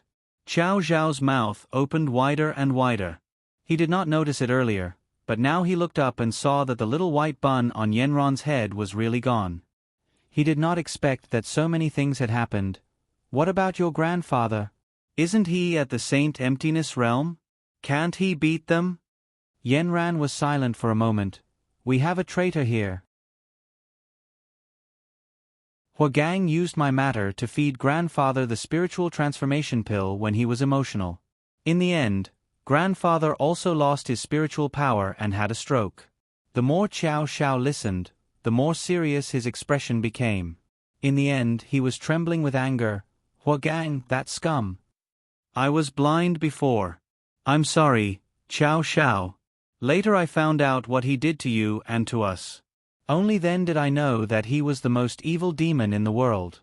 Xiao Zhao immediately got up and was about to rush out, but Yenran grabbed him. "Where are you going?" "That scum, I'm going to kill him." Xiao Zhao gritted his teeth and said, "Don't go. He is very powerful now and has broken through to the Saint Emptiness realm. I don't want anything to happen to you again. Yenran, you have to believe me. I am very powerful now." "I believe you, but Huagang is now the person in charge of the Eastern aristocratic family in the Southern District. There are countless capable people under his command, so we need to plan carefully. It is easy to get rid of him, but it is not worth it to be hunted endlessly for him. I still have grandfather, my parents, Yenghua, you and Uncle Wu. We all have weaknesses." Xiao Zhao was silent. The undercurrent in his eyes was bottomless. What else happened after that? Xiao Zhao continued to ask. Yenran suddenly hesitated. Should she tell Xiao Zhao what Huagang did to her? Would it irritate him? Nothing important happened after that. Yenran finally chose to avoid the important and dwell on the trivial. Xiao Zhao saw that Yenran did not want to talk about it, so he did not ask. He did not want to add salt to Yenran's heart.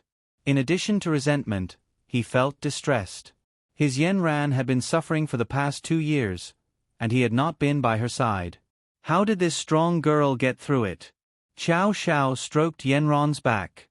Her 2 shoulder blades seemed to be more prominent than 2 years ago. Her originally sharp little face, her eyes were more narrow, and her face was colder. The eyes of a budding young girl seemed to have experienced the vicissitudes of life. Xiao Xiao was in so much pain that his heart was about to break. "Young master, Miss Yenran, little Six is here." Uncle Wu's voice sounded from the door. "Who is little Six?" Xiao Xiao did not know little Six. "Little Six used to be my subordinate. He is now Uncle Wu's bodyguard." Yenran quickly got out of Xiao Xiao's arms and adjusted herself. Xiao Xiao's heart trembled. Uncle Wu still needed to hire a bodyguard? It seemed that things were more complicated than he originally thought. When the 2 of them went downstairs, they saw little Six pacing back and forth anxiously. When he saw that Yenran was safe and sound, he finally felt relieved. "Yenran, are you all right? I was so worried." "I'm fine. Xiao Xiao saved me." Yenran introduced Xiao Xiao to little Six. Little Six saw Xiao Xiao and stepped forward to hold his hand. He said gratefully, thank you. I thought." Before he could finish, he choked and could not continue. Yenran pulled little Six away. "Don't cry. I'm fine. I'll get better in the future." Xiao Xiao also patted little Six's shoulder. "You must be little Six. Thank you for taking care of Yenran for me during this time." Little Six looked at Yenran in surprise and then looked at Xiao Xiao. "You're the employer? You're back? You are?" Xiao Xiao pulled Yenran into his arms. "Little Six, let me formally introduce myself. I'm Yenran's boyfriend, Xiao Xiao." Little Six looked at this shockingly handsome man and looked at Yenran with doting eyes. He praised exaggeratedly. "Yenran, your boyfriend is so handsome. Is he a celebrity?" Yenran's eyes were full of pride. She smiled and said, "He has the potential to be a celebrity." Xiao Xiao put his arm around little Six's neck. "Let's go. Let's talk." Little Six was really not used to such intimate contact with such a handsome person. He was pulled away by Xiao Xiao. Yenran looked at their backs and showed a gratified smile. The original fear and worry disappeared at this moment. The birds that had not returned to their nests for a long time finally found their home. The undercurrents hidden under the water were temporarily selectively forgotten. The few of them gathered together and were happy. Xiao Xiao and Yenran's happiness jumped on their faces. No one mentioned those bad things again. All the good things came from the peace of the heart. It was late at night. The music ended and people dispersed. Little Six went back to his home. Uncle Wu left the space for the 2 young lovers who had not seen each other for a long time and left happily while wiping his tears. Yenran found an excuse to go back to her room. Xiao Xiao was not willing to let go. He was ready to talk all night. He did not go back to his room until Yenran promised to find him later. Yenran fiddled in the room for a long time. Just as Xiao Xiao was about to rush in, there was a knock on the door. Under the dim light of the corridor at night, Yenran's hazy long hair draped over her shoulders. Her charming makeup seemed to be lingering with all kinds of amorous feelings. Before she entered the room, she gently took off the knitted coat outside her nightgown. The 2 shoulder straps set off the boneless white and tender shoulders, shining with an attractive luster under the light. Her skin was smooth and her face was like jade. It seemed to be tempting him to say, "Xiao Xiao, I'm here." Looking at Yenran, who was dressed up carefully, Xiao Xiao's blood rushed to his head. Then, 2 thin and long lines of blood rushed out from his nostrils.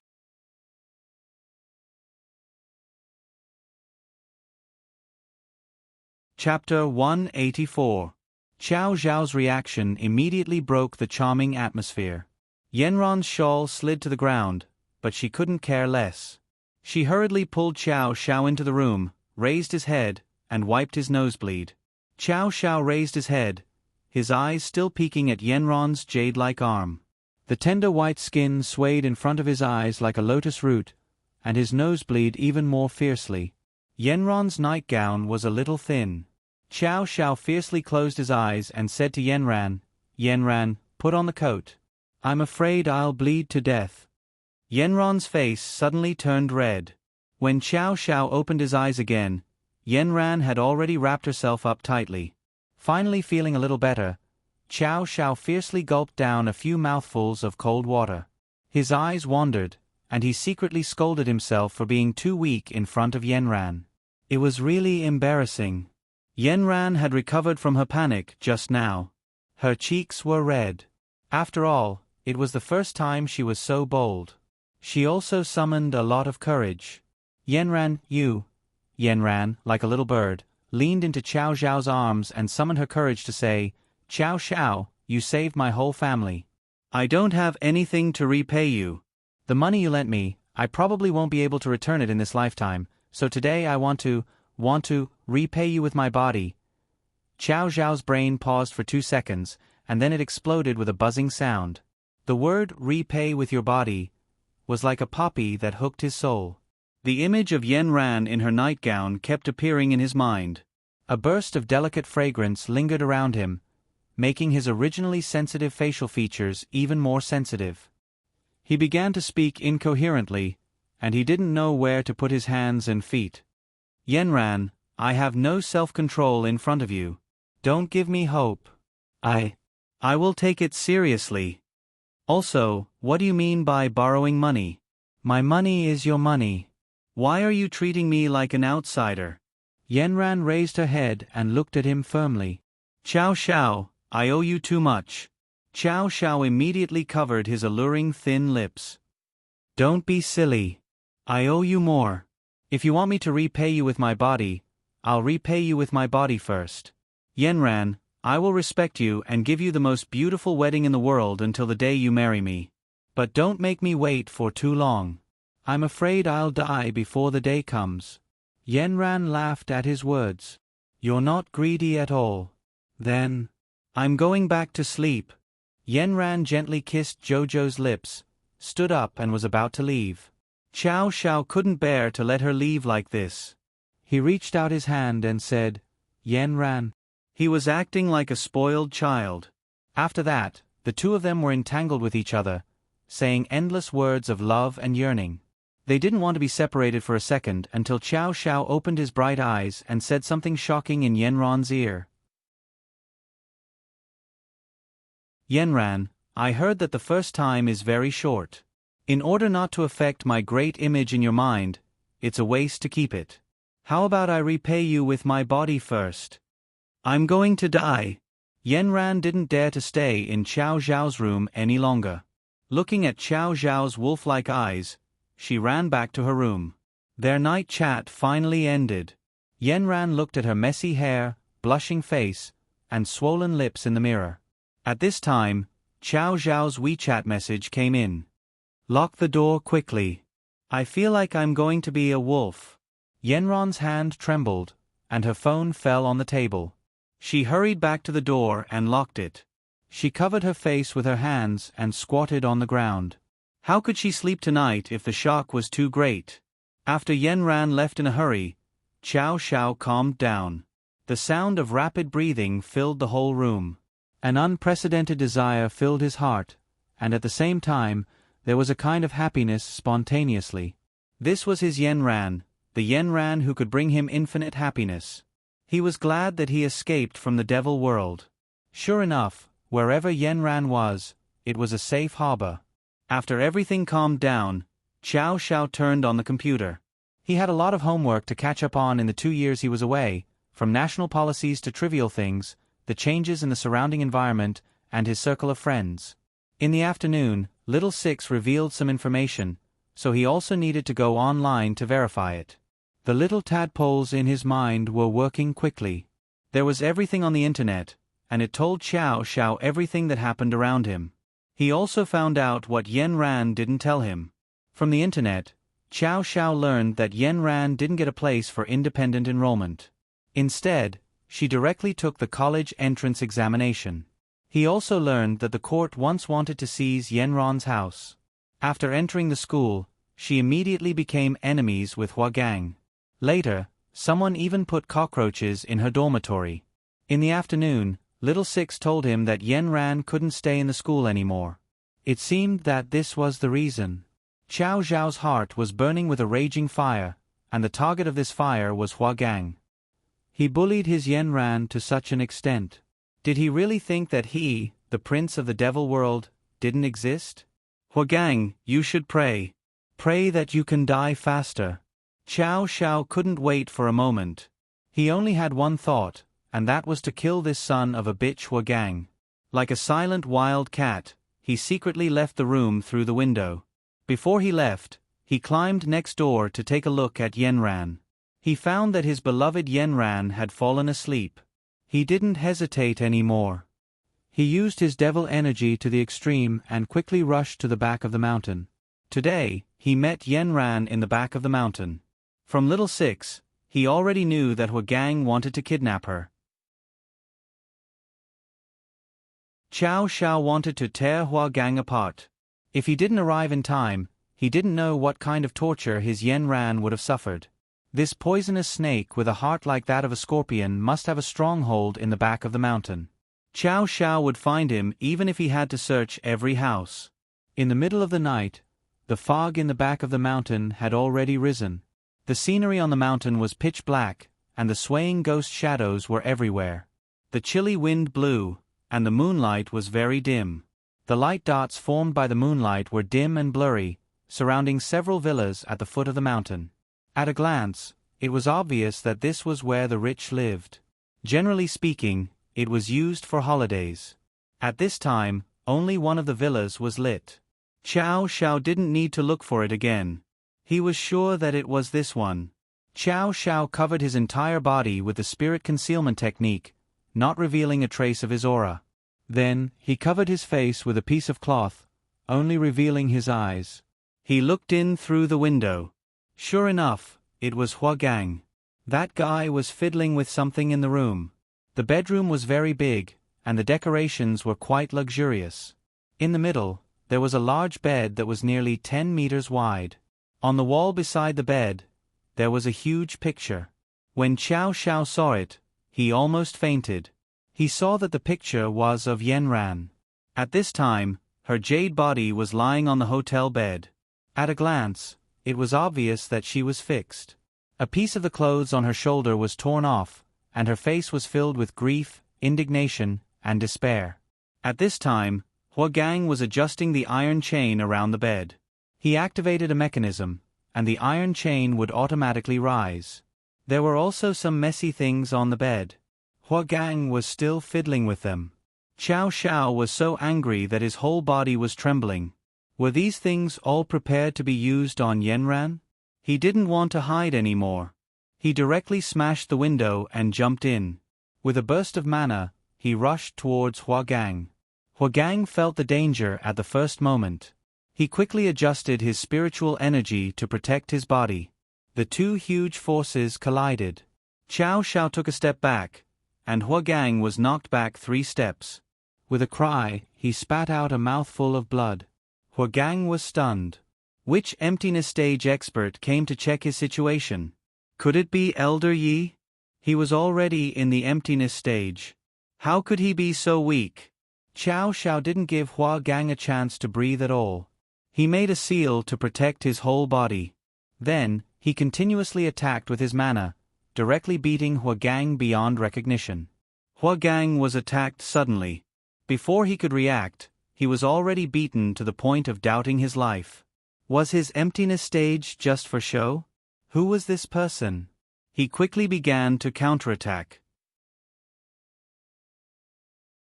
The pressure of the emptiness stage rushed towards Qiao Zhao from all directions. Then, an iron fist smashed towards Qiao Zhao's face. Who are you? Tell me your name.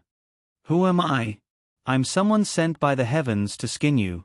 Huagang's strength was also very strong, but Qiao Zhao had the advantage of armor to protect his body. The mana attacks were still greeting Huagang's body. Huagang's iron fists and iron legs were also full of strength. The two were evenly matched. Huagang's iron fist was extremely fast, and the angle of his attack was tricky. This was related to the training he had received since childhood. In addition to his current strength, he was much more resourceful than the magical beasts in the space who only knew how to use brute force. Originally, Xiao Xiao wasn't his opponent before he went through the Yin-Yang formation. But now, Xiao Xiao had been reborn. Moreover, the armor helped him a lot, making it impossible for Huagang to get close to him. Gradually, the situation was reversed. Xiao Xiao's mana attacks would always hit Huagang's face and body. Huagang found that no matter how hard he hit, he couldn't hit Xiao Xiao. This was a battle with a cheating system. At this time, Xiao Xiao threw out an invisible rope and tied Huagang's upper body. Huagang was caught off guard and was tied up. Then, with the passage of time, Huagang was unable to break free for a while. His fighting strength was obviously reduced. Gradually, he was beaten to the point where he didn't have the strength to fight back. He could only use his spiritual power to protect his heart. His face had been punched countless times, and his eyes were swollen to the point where he couldn't open them. He couldn't even see who it was. Huagang felt that all the bones in his body were broken. He could even hear the sound of his bones breaking. But even so, it couldn't eliminate Xiao Xiao's anger. Xiao Xiao directly used the flying meteor. Large pieces of meteorites flew from the sky and all of them smashed through the windows and smashed into every corner of Huagang's villa. The poor luxurious villa was instantly devastated. The glass from the windows mercilessly crushed the meticulously decorated interior of the room, causing a vibration that could be heard throughout the villa area. Then, Xiao Xiao used his skill to the extreme. He aimed at the bedroom and directly burned Huagang's 10-meter-long bed and the photos on the wall. Xiao Xiao wanted to add 10 times the pain that Yanran had suffered to Huagang. Looking at Huagang, who was covered in blood, Xiao Xiao's eyes didn't have any pity. There was only coldness and hatred. He grabbed Huagang's hair and pulled out a dagger. The reflected light directly stimulated Huagang's eyes. At this moment, he was like an ant under the foot of an elephant. As long as the elephant's foot landed, he would have no hope of surviving. Huagang suddenly began to struggle with all his might. His will to live made his body erupt with potential. He fiercely broke free from one hand and grabbed the dagger. He wanted to snatch it back, but his palm immediately bled. However, his meager strength was immediately dissolved under Xiao Xiao's pressure. Xiao Xiao habitually waved his hand, and like cutting a crystal core, directly cut off a piece of Huagang's scalp. Huagang's scalp immediately became bald, reflecting the light of the lamp. Xiao Xiao sneered. He waved the dagger in his hand and cut off pieces of scalp. Only now did Huagang truly feel fear. Every time the dagger cut, it was as if his head was going to be cut off. The god of death had already brushed past him countless times. Huagang's heart was terrified to the extreme. He didn't know if the next cut would stab into his Bai Hui acupoint.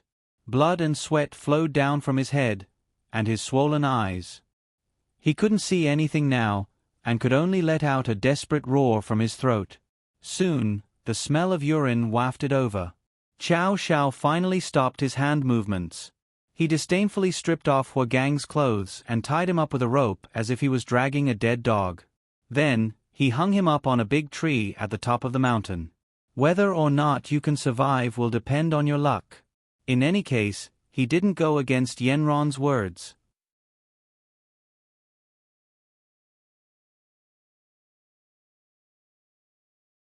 Chapter 185. The next morning, the magpies chirped non-stop in front of Xiao Xiao's house, waking up the two people who slept late last night. By the time they finished cleaning up and sat in the dining room to enjoy the breakfast prepared by Uncle Wu, it was almost noon. Xiao Xiao didn't mention a word about torturing Huagang last night. Yanran, eat more. You have to eat more so that you'll be more comfortable to hug. Xiao Xiao spoke without thinking. Yanran glared at him. When she saw Uncle Wu smiling at the side, her face turned a little red. She picked up a prawn for Xiao Xiao. Hurry up and eat. Shut your mouth. Chow Chow picked up the prawn and put it in his mouth. He chewed twice. It's delicious. It said that prawns have the highest protein content. It's just right for me to nourish myself. When Yenran heard this, she choked on the food in her mouth and coughed loudly. Chow Chow hurriedly poured her a glass of water. I said, slow down. Did you choke on something? Yenran coughed even louder. Uncle Wu didn't understand what they were talking about. He just smiled. Then, he took out a letter of acceptance from Nanchuan University and pushed it in front of Chow Chow. Chow Chow opened it and read, "Congratulations on being accepted by our school's computer application major. A journey of 1,000 miles begins with a single step. Nanchuan University will be the place where you can let your dreams fly and write a brilliant story." Chow Chow touched his nose. Uncle Wu, I still have to go to school. Young master, your experience in the human world isn't over yet. Naturally, you have to complete your studies and make a career for yourself. Chow Chow thought about it. He was looking forward to going to school with Yenran. Yenran, let's go in and out together in the future, okay? Yenran gave him a sideways glance. Dream on. I'll go home today. Chow Chow immediately pouted. Just as he was about to say something, Yenran picked up a prawn and stuffed it into his mouth. You better study properly for me. With a click, Uncle Wu put away the phone with a smile. How about I try out the functions of the new phone I bought for you? Chow Chow took a look and saw that his mouth was bulging with food. His pair of peach blossom eyes were looking at Yenran beside him. However, Yenran was not in the picture. There was only a slender hand holding a pair of chopsticks. At this time, Yenran's other hand was supporting her cheek. She was smiling sweetly, like a ray of light, illuminating the entire room. Uncle Wu, your photography skills have improved. How did you not capture Yenran in the photo? Then he directly posted the photo on his WeChat Moments with the caption, "Hu Han-san is back again." In just a few seconds, his WeChat Moments seemed to have been activated. It quickly began to boil and ferment. Gluten that loves to eat dumplings. Brother Chow is back.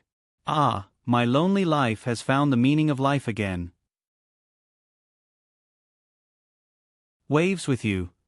Brother Chow is finally back. My life has a new motivation. Joe Chow.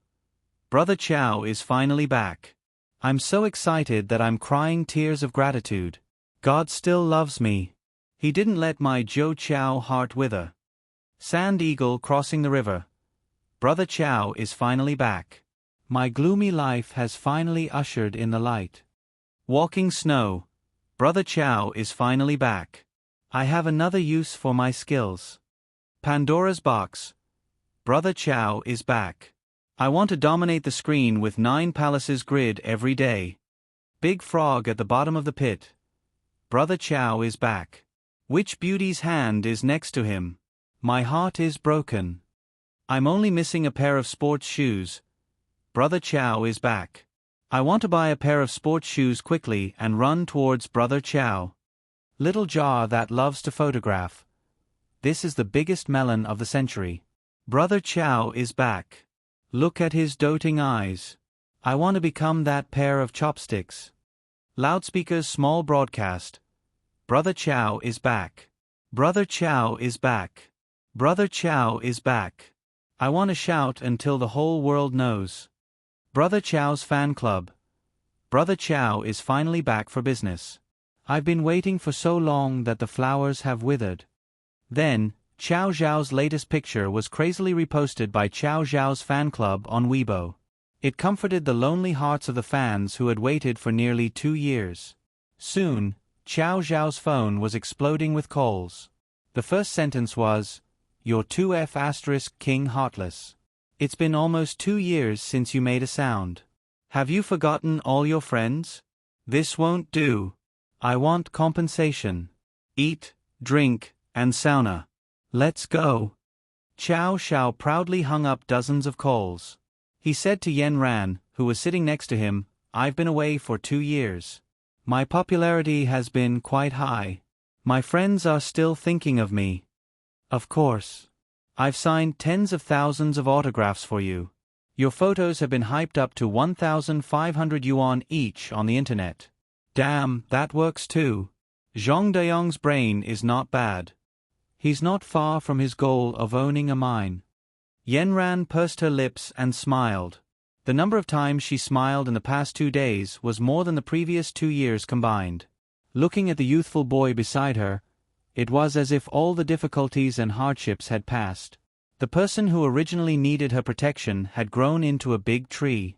Now, it was the other way around. They drove all the way to the gate of Nanchuan University. Looking at the quaint and solemn campus, Qiao Xiao thought of the embarrassing incident in the library last time. He touched his nose and said, "Yanran, why do you think the university reserved a place for me?" "It's because you're rich and overbearing. Look, the name of the library has been changed to Qiao's building." Qiao Xiao was a little embarrassed. "Then, am I not quite famous in the university?" "You're not famous yet, but I guess you'll dominate the front page of Cheba in a while." Yanran's guess was right. When Qiao Xiao and Yanran walked into the campus together today, nearly 100% of the people turned to look at them. Their long legs were already eye-catching, and coupled with their rare beauty, they made the youthful campus boil with excitement. Along the way, there were always people secretly taking pictures of them. They followed them from the school gate all the way to the library. What was originally an inconspicuous street photo on the Cheba forum was quickly pushed to the top of the homepage. At this time, all the students who had been admitted to Nanchuan High School all widened their eyes. Damn, isn't that their brother Qiao? When they saw Qiao Xiao preparing to enter the school's administrative office, they saw him take out the bright red and gilded admission letter. No one knew who took a photo of it, but the Cheba began to go crazy. "Little Jar loves photography. Brother Qiao, Brother Qiao, Brother Qiao has entered our school. A happy life is about to begin." Loudmouth small broadcast. "Looking for someone, Brother Qiao, where are you? Nanchuan's religion has finally appeared. Brother Qiao's fan club. The main character of the fan club is back. Fans, let's get high. Brother Qiao has officially entered Nanchuan University. Expired biscuits. Waiting for Brother Qiao to refresh Nanchuan University's history. Strawberry-flavored apple. Waiting for Brother Qiao to refresh Nanchuan University's history +1. Qiao Xiao looked at the posts he had posted on Nanchuan University's Cheba and felt his spirit energy rising steadily. After walking Yanran to her classroom, he went to see Professor He, whom he had not seen in a long time. "Qiao Xiao, I've been saving your spot all this time. You're finally back." Qiao Xiao knew that Uncle Wu must have lied on his behalf. He rubbed his nose. "Professor He, I'm very sorry. Something came up last minute and made me be away for so long. Don't worry, my studies haven't been affected at all." "Good, that's exactly what I wanted to hear. You're a university student now, so you should consider your future. Although you're pretty good at computer science, you can't fall behind in other basic knowledge. Also, I'm working on a new research project and I'd like you to participate in it." Qiao Xiao was very happy to hear this. "That's what I like, thank you for helping me, Professor He." "Good, then you can go to class now." Professor He smiled as he watched his proud student finally come to class. He agreed with the Cheba post. He would wait for Qiao Xiao to refresh Nanchuan University's history. During this short while, Qiao Xiao's past achievements and awards were all posted on the Cheba. He instantly overshadowed Hua Gang's glory. Bai Shui, Dan Yao and Lin Ling saw Yanran enter the classroom and were slightly embarrassed. They went up to grab her and the four of them sat together. However, they noticed that Yanran seemed different today. She was obviously in a good mood and the smile on her face was like peach blossoms in March. Delicate, lustrous, seductive and beautiful. "Yanran, don't blame us. We were just scared. When the investigation results are out in a couple of days and the bad guys are found, you can come back and live with us, okay?" Bai Shui asked with embarrassment. "It's fine, I'm fine. I'm fine with staying at home." Yanran smiled faintly. "Yanran, what's the good news? I've never seen you in such a good mood before. Seeing how happy Yenran was, Danyao breathed a sigh of relief. What happened yesterday really scared her, but she pitied Yenran even more and worried about her the whole night. Yenran smiled but didn't say anything. Lin Ling walked over to Yenran and said, Yenran, let bygones be bygones. We need to look forward. I think things will get better after a while. I'll show you a handsome guy to change your mood. You'll fall in love for sure. After saying that, he handed the phone to Yenran. She saw that the familiar interface of Cheba had been pinned to the top of a 9-grid photo. It was Xiao Xiao. Yenran's mouth twitched. She was right. How long had it been?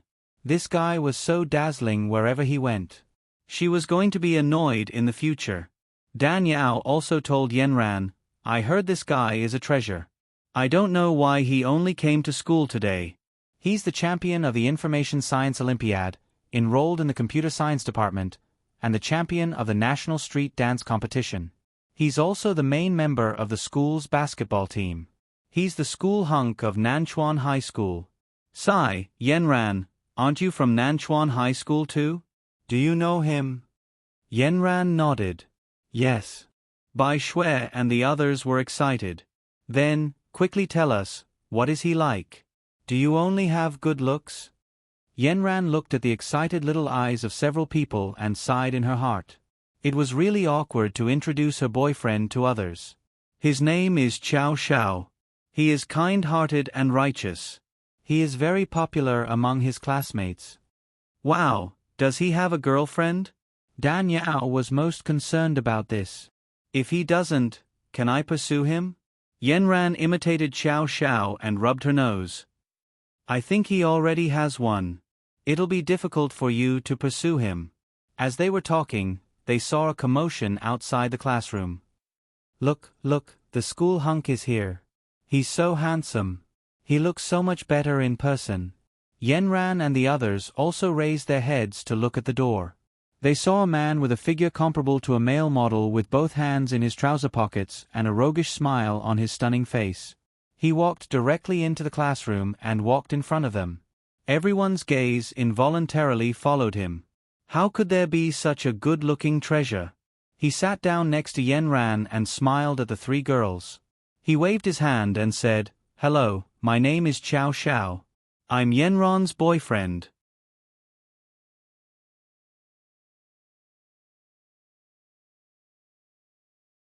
Chapter 186. It was as if a spell had been cast on the three girls. They stared blankly at Xiao Xiao and then at Yenran. Then, they pulled out a smile from their stiff expressions and said, Hi, hello. Then, Danyao said awkwardly, Yenran, what I said before doesn't count. Bai Shui and Lin Ling also came back to their senses and murmured, You really blinded our eyes. Yenran burst into laughter and looked at Xiao Xiao. Don't you need to go to class? I want to come to class with you, Xiao Xiao said matter-of-factly. Yenran glared at him, skipping class on the first day of reporting. You should at least leave a good impression on the teacher, quickly go to class. Yenran might have felt that her words were a little harsh, so she patted Xiao Xiao's arm again. Good girl. Thus, Bai Shui and the others looked at Xiao Xiao with a bitter expression. Then, under Yenran's glare, he left the classroom unwillingly. The three girls' mouths were stuffed with dog food. They finally believed Yenran's words. Who was Huagang? He wasn't worth the slightest bit of nostalgia. Yenran, this is the boyfriend you always said would come back? Lin Ling finally came back to her senses and widened her eyes. Bai Shui. Yenran, this is the boyfriend you always said would blind our eyes? Bai Shui. Yenran, this is the Xiao Xiao you always refused to show us his photo. Yenran, my admiration for you is as endless as the torrential river. Such a handsome boy was actually taken care of by you. The key point is that he is so outstanding. How do you want us mortals to live? No, you must treat him. Treat him until he goes bankrupt, the three said in unison. Yenran was amused by their antics. Okay, I'll let him treat me. Under everyone's gaze, Chow Xiao walked out of the classroom. He didn't listen to Yen Ran and went to class. Instead, he called Lu Hui. Lu Hui was already in his 4th year and had been doing his internship. When he received Chow Xiao's call, he was on his way back to school. "You brat, you're finally back. Uncle Wu said you went abroad. I was wondering which country you went to. I missed you so much." Lu Hui didn't wait for Chow Xiao to reply. All right. Didn't I look for you as soon as I came back? Where are you? Let's meet up. We're almost at school. Wait for me at the cafe near the entrance." Chow Xiao walked out of the school and entered the cafe. He ordered 2 cups of coffee and waited for Lu Hui. He needed to figure out what happened at school. Lu Hui rushed over. He saw Chow Xiao and gave him a big bear hug. "You brat, your hair has grown long. You look more and more like a demon. Do you want all the girls in the world to live? My ambition is to make all the boys and girls in the world die." Chow Xiao joked and pulled Lu Hui to sit down. "How have you been these 2 years? Why didn't you contact us?" Lu Hui asked with concern. "I was trapped in a formation. I couldn't get out." Chow Xiao told the truth. Lu Hui's eyeballs almost fell out. "What formation is this? All kinds of fantastical things can happen to you. Are you okay?" "Sigh, it's sad to talk about it. I'm mainly looking for you today to understand Yenran's situation." "Yenran? What's wrong with Yenran? Did something happen to her?" Lu Hui suddenly realized. "Don't tell me that in the 2 years you weren't here, she had a boyfriend who dumped you?" Chow Xiao felt that his words were getting more and more unreliable. He gritted his teeth and said, "Yenran and I are very good." "Shut up." "Huh? You caught up with her 2 years ago? Puppy love. Why didn't you tell me? Quick, tell me the details. How far have you gone? Have you gone to bed yet? Are you good in bed? Do you want me to lend you 2 movies to watch?" Lu Hui blabbered on. Chow Xiao stuffed a piece of fruit into his mouth. "Clean up your imagination. What nonsense is this? You're almost imagining that you've given birth to a child." Lu Hui's wretched gaze was interrupted by the fruit. He chewed twice and swallowed. Chow Xiao was afraid that he would say something unreliable. He quickly said, "I wanted to ask you if you know that Yen Ran was bullied at school." "Bullied? Let me think. Previously, someone released a video of her and Hua Gang. At the time, I called you to tell you about it. It was Hua Gang who said that Yen Ran was his goddess. I thought that since Yen Ran is so outstanding, it's normal for someone to chase after her. But that video seemed to be a bit overboard, so the comments about Yen Ran online weren't very good." Chow Xiao slammed the table. This damned Hua Gang. At the time, Yen Ran didn't reply online. But this kind of thing is very bad for a girl. I think that if she didn't reply, it would be better if things slowly died down. But I think this Hua Gang is a bit problematic. He's always targeting Yen Ran, and he's surrounded by a few girls. I heard that they're chasing him very closely. He's also very ambiguous with them. One look and you can tell that he's a scumbag. The more Chow Xiao listened, the colder his eyes became. What else happened after that? Nothing else. I haven't been in school for half a year. I just saw some things on Chieba and heard about it from my classmates. It seemed that Lu Hui didn't know about the cockroach incident in Yenron's dormitory. This incident hadn't spread yet. Who are the girls surrounding Hua Gang? Help me get a list. Okay, no problem. Leave it to me. Lu Hui quickly got the information of the girls from his classmates.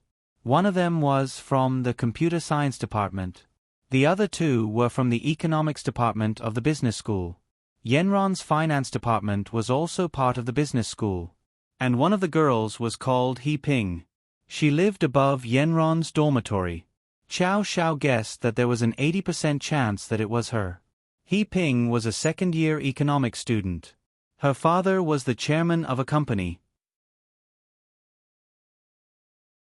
Because of her profession, She often went to her father's company for an internship to understand the operation of the company and lay a foundation for her to take over in the future. And on that day, she bumped into a person in the company's corridor. He was polite, sunny, and handsome. She caught a glimpse of him and he left a deep impression on her. Later, during a company meeting, she found out that this person was a manager sent by the company. Her father told her that this person's background was unfathomable. He was quite capable and ordinary people like them couldn't compare to him. From then on, this grass was planted in her heart. After arriving at school, there was a chance encounter that made her realize that they were fated to be together. Originally, her university life was ordinary. Although it was very pleasant, for He Ping, it was still relatively dull. There was nothing that could touch the depths of her soul. But on this day, a person's photo suddenly appeared on the school's cheba. It was as if her thoughts were instantly stirred up. It was this person who planted the grass in her heart. Like a ray of light, it illuminated the bottom of her heart and made her life find a new meaning. She also got some response from him several times. Even her roommates were attracted by this person. She would always create some chance encounters and be happy for a long time because of a smile. But suddenly, one day, there was a rumor that there was a goddess in her light. She went to see an incomparably cold girl. So what if she was beautiful and had a good temperament? She brought a few of her friends to directly cause trouble once. She didn't expect to be replied with arrogant words of packing up and taking away. If that was really the case, then this girl could be considered cold. She didn't expect that the video that was released was not cold at all. It was simply shameless. He Ping was really angry. She asked Hua Gang in a roundabout way once. She didn't expect to receive a heartless reply. Hua Gang finally said to her in pain, "Feelings really can't be controlled. Once you give your heart, it will be so painful that you can't breathe." Then she saw her as an eyesore. Finally, one day she made a move. She found someone to get a bag of cockroaches. Taking advantage of the time when the dormitory door was not closed, she threw it just like that.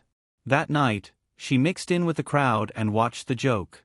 A few of her roommates cried, making her very unhappy. Finally, she drove the girl out of the dormitory. He Ping felt that she had won. But she didn't expect that someone would come to her door the next day. "You are He Ping, right?" An extremely outstanding-looking man blocked He Ping's path. She had seen him on the cheba before. He Ping was stunned for a moment. Then, she saw the cold gaze in the other party's eyes and immediately put up her guard. "What do you want? You were the one who released the cockroaches yesterday, right?" Chow Xiao went straight to the point.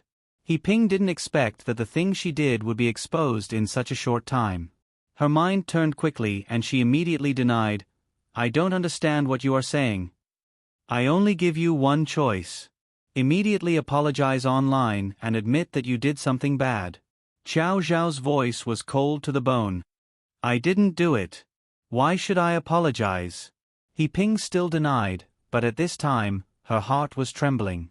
Could it be that she didn't do it well yesterday and was seen by others? "I'm giving you until tomorrow night to apologize. If I don't see your apology video online, you won't be able to bear the consequences." After Chow Xiao said this, he didn't look at He Ping's reaction and immediately left. Just now, He Ping's eyelashes were trembling and her palms were involuntarily clenched. It was already revealed that she was the real culprit. Chow Xiao originally only had 80% confidence, but now it was 100%. He Ping looked at the handsome back that was disappearing into the distance and her heart was a little panicked. At this time, the only thing she could think of was not his father, but Hua Gang. She wanted to talk to Hua Gang about what she should do. She immediately found an empty space and called Hua Gang. No one answered the phone. She kept calling him again and again. It was not until night time that the call finally went through. He Ping told Hua Gang everything she did. "Hua Gang, for you, I put some cockroaches on Yenron's bed. In the end, someone found out. What do you think I should do now?" Unexpectedly, Hua Gang was silent for a moment and said weakly, "This is your own business. It has nothing to do with me." Then, he hung up the phone.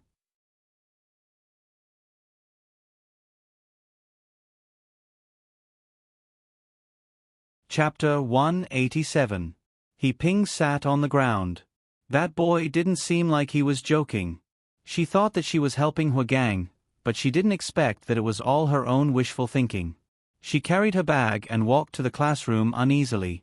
She sat down and was about to take out a book when something furry suddenly jumped out of her bag. Ah! She saw it clearly. It was a rat. It had 2 green eyes, a fat body, a sharp head, and 2 sharp teeth. He Ping was so scared that she threw her bag away. The rat disappeared immediately. The surrounding students were frightened by He Ping's appearance. What happened? He Ping trembled and said, "There was a mouse just now." This sentence made the surrounding girls jump in fright, but no one around saw it. He Ping was no longer in the mood to study. She was scared. She was just a little girl. She wanted to throw her bag away. Her mind was restless. She lay on the bed in the dormitory and thought about it for the whole night. The next day, she posted a video online, saying that she was bewitched by Huagang and put the cockroach on Yanran's bed.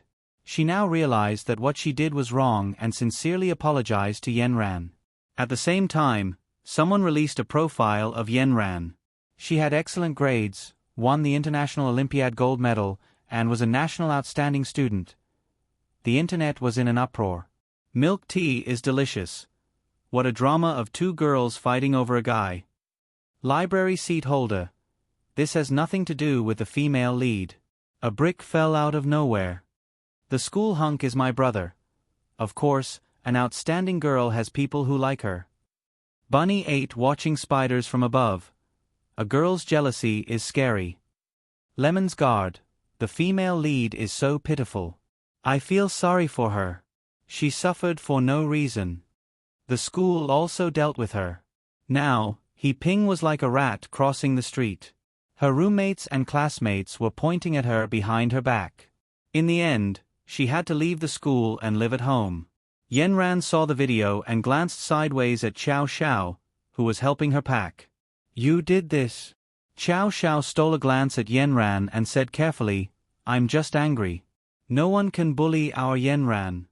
You didn't hurt her, right? No, I was just joking with him.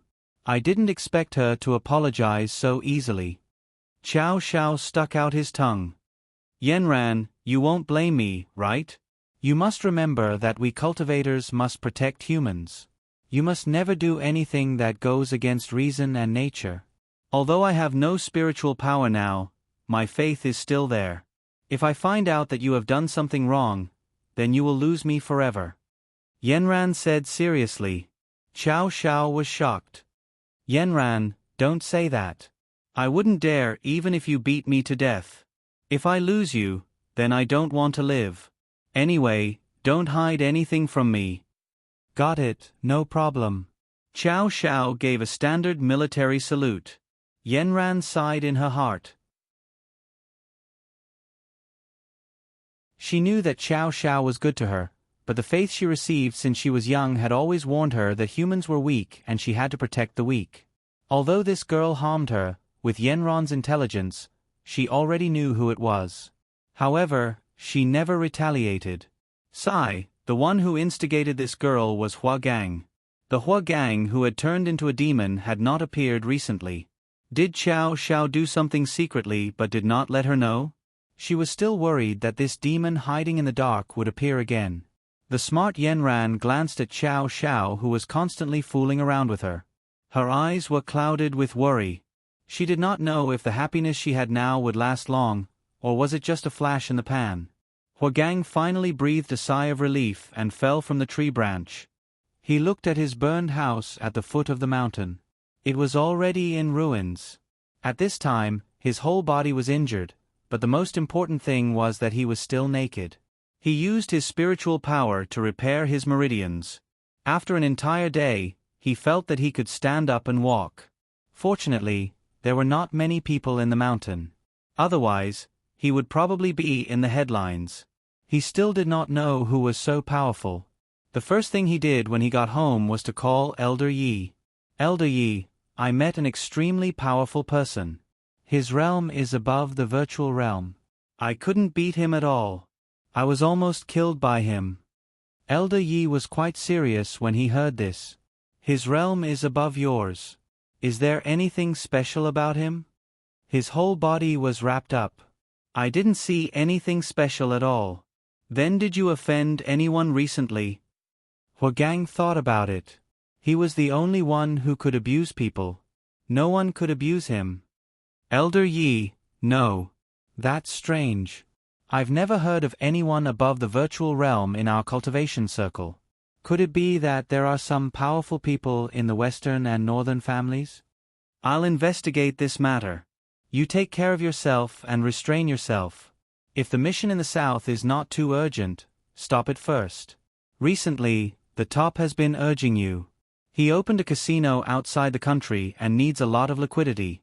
You have to try your best to find a way in the South. Huagang joined the Eastern families.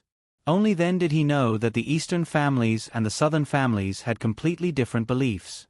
The Southern families' management was like thin soup noodles. All the cultivators didn't get much benefit other than a fixed salary. However, the Eastern families were different. They had long colluded with the top. Although they were protecting humans on the surface, most of the wealth they plundered from the bad guys secretly went into the pockets of the top. Huagang called it robbing the rich to give to the poor. Originally, he didn't have access to these core secrets. However, he didn't know why. Ever since he became a trader, his cultivation progressed rapidly. He even broke through the virtual realm. Strength determined everything. Elder Yi didn't think highly of him, but now he had to rope him in and let him become a member of the core secrets. Naturally, he would share the benefits with him. There were too few masters in the virtual realm. It was also at this time that Huagang realized that cultivators had long become a tool for the top to amass wealth. He originally thought that he was almost the invincible of the world. He didn't expect to be beaten so badly last night. It seemed that he really had to restrain himself. He was determined to get Yanran. One day, he would catch her. He wasn't in a hurry now. He had to complete the task given by Elder Yi first. He returned to the ruins of the villa and found 2 pieces of clothing to wrap himself up. He looked at his sorry figure in the broken mirror. His hair was shaved, and it was messy. His scalp was covered with spots of blood. His entire body was covered with bruises at a glance. He couldn't stay in this house anymore. He simply took a taxi to the presidential suite and found a doctor to deal with the external injuries. He made a few calls to his subordinates and asked them to show him the recent task list in the southern region. He also asked them to get a list of the companies with the most deposits in the southern region. Soon, with the arrival of the doctor, 2 of his subordinates also came in. They were shocked when they saw Huagang's appearance. Huagang just remembered that his current appearance was too horrible to look at. Find a hairdresser to trim my hair. After everything was done, Huagang looked through the list of information that his subordinates gave him. The recent tasks weren't particularly complicated. There were a few wanted criminals who had done bad things. The police couldn't catch them and needed their help. This was what Yanran and the others used to do. Huagang was already familiar with it. But now he was facing the second problem: circulating funds. The bad guys didn't have money. It wasn't easy to get money through legitimate channels. He was only a sophomore. He had to at least wait until he graduated. He had to go back to the Eastern aristocratic family and see what to do. He also needed to rest for a while. This time he was badly hurt.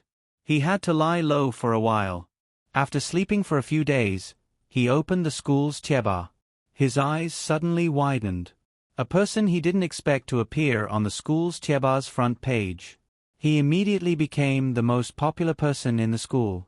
He immediately thought that it might be Qiao Xiao that night. But he immediately rejected the idea. Although Qiao Xiao's level wasn't bad, he had fought with him before. At most, he was on par with him.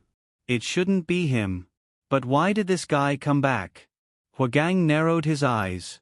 Before, Yanran protected you. Now that no one is protecting you, are you ready to run on the road of death? Qiao Xiao, just wait for me to come back. Huagang returned to the Eastern aristocratic family. After Yi Lao's treatment, he finally recovered. Yi Lao was also surprised by the sudden appearance of this master. His level was so high that Yi Lao wondered if he could surpass him. He checked around and didn't find anything unusual. Pay more attention. Since this person appeared once, he will definitely appear a second time. There must be a reason why he came to find you. If it's not for revenge, then it's for money. If it's revenge, it must be the remnants of the southern aristocratic family. Let me know when you find them. I'll deal with them directly. If it's money, if such a master can become one of us, it'll be like adding wings to a tiger. Yi Lao analyzed. Hua Gang got Yi Lao's support. He had confidence in his heart. He could beat a higher void, but could he beat a saint void? This time, he returned to the southern aristocratic family with a lot of people. On the one hand, he was looking for traces of masters. On the other hand, he was thinking of ways to continue to raise money. What annoyed him the most was that he had status and money now. Why couldn't he do whatever he wanted? He couldn't even deal with Yen Ran. She had escaped from his hands several times, which made the devil in his body unable to accept. Now, it had become a kind of obsession. As he continued to grow stronger, the devil in his body also grew bigger and bigger. The black blood in his body had already soaked into the blood of his whole body. It was like a torrent running through his body endlessly. It was also this power that made his cultivation constantly rise. After being abused by a stranger this time, Hua Gang benefited from the disaster. He felt that he was about to break through again. Now he just needed an opportunity.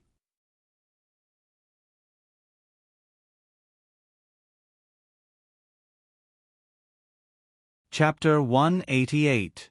A plane took off from Huanghai City International Airport and flew directly to Nanchuan. A man in a black suit and hat was resting against the seat in the first-class cabin. The flight attendants walked past him many times, but he was not affected. He kept recalling a book he had read in the Eastern aristocratic family's library the day before. It was a book that summoned him automatically. He couldn't help but walk to the bookshelf. The closer he got to the book, the faster the blood in his body flowed. It was exhilarating and made his blood boil. The book wrote exactly what he needed, and the opportunity was right there. The black blood in his blood madly absorbed the nutrients in the book. After the last drop of black blood occupied Hua Gang's pupils, the light in his pupils returned to normal. Xiao Xiao was very dissatisfied during this period of time because Yen Ran had directly moved back home. The only time they met was on the university campus and had lunch together. Yenran's reason was that she had to practice the hibiscus chart and wanted Xiao Xiao to do his own things. Xiao Xiao, on the other hand, believed the most important thing was to be with Yenran. Yenran lectured him, "Men need to have a career. You can't spend all your time revolving around women." Why would he need a career?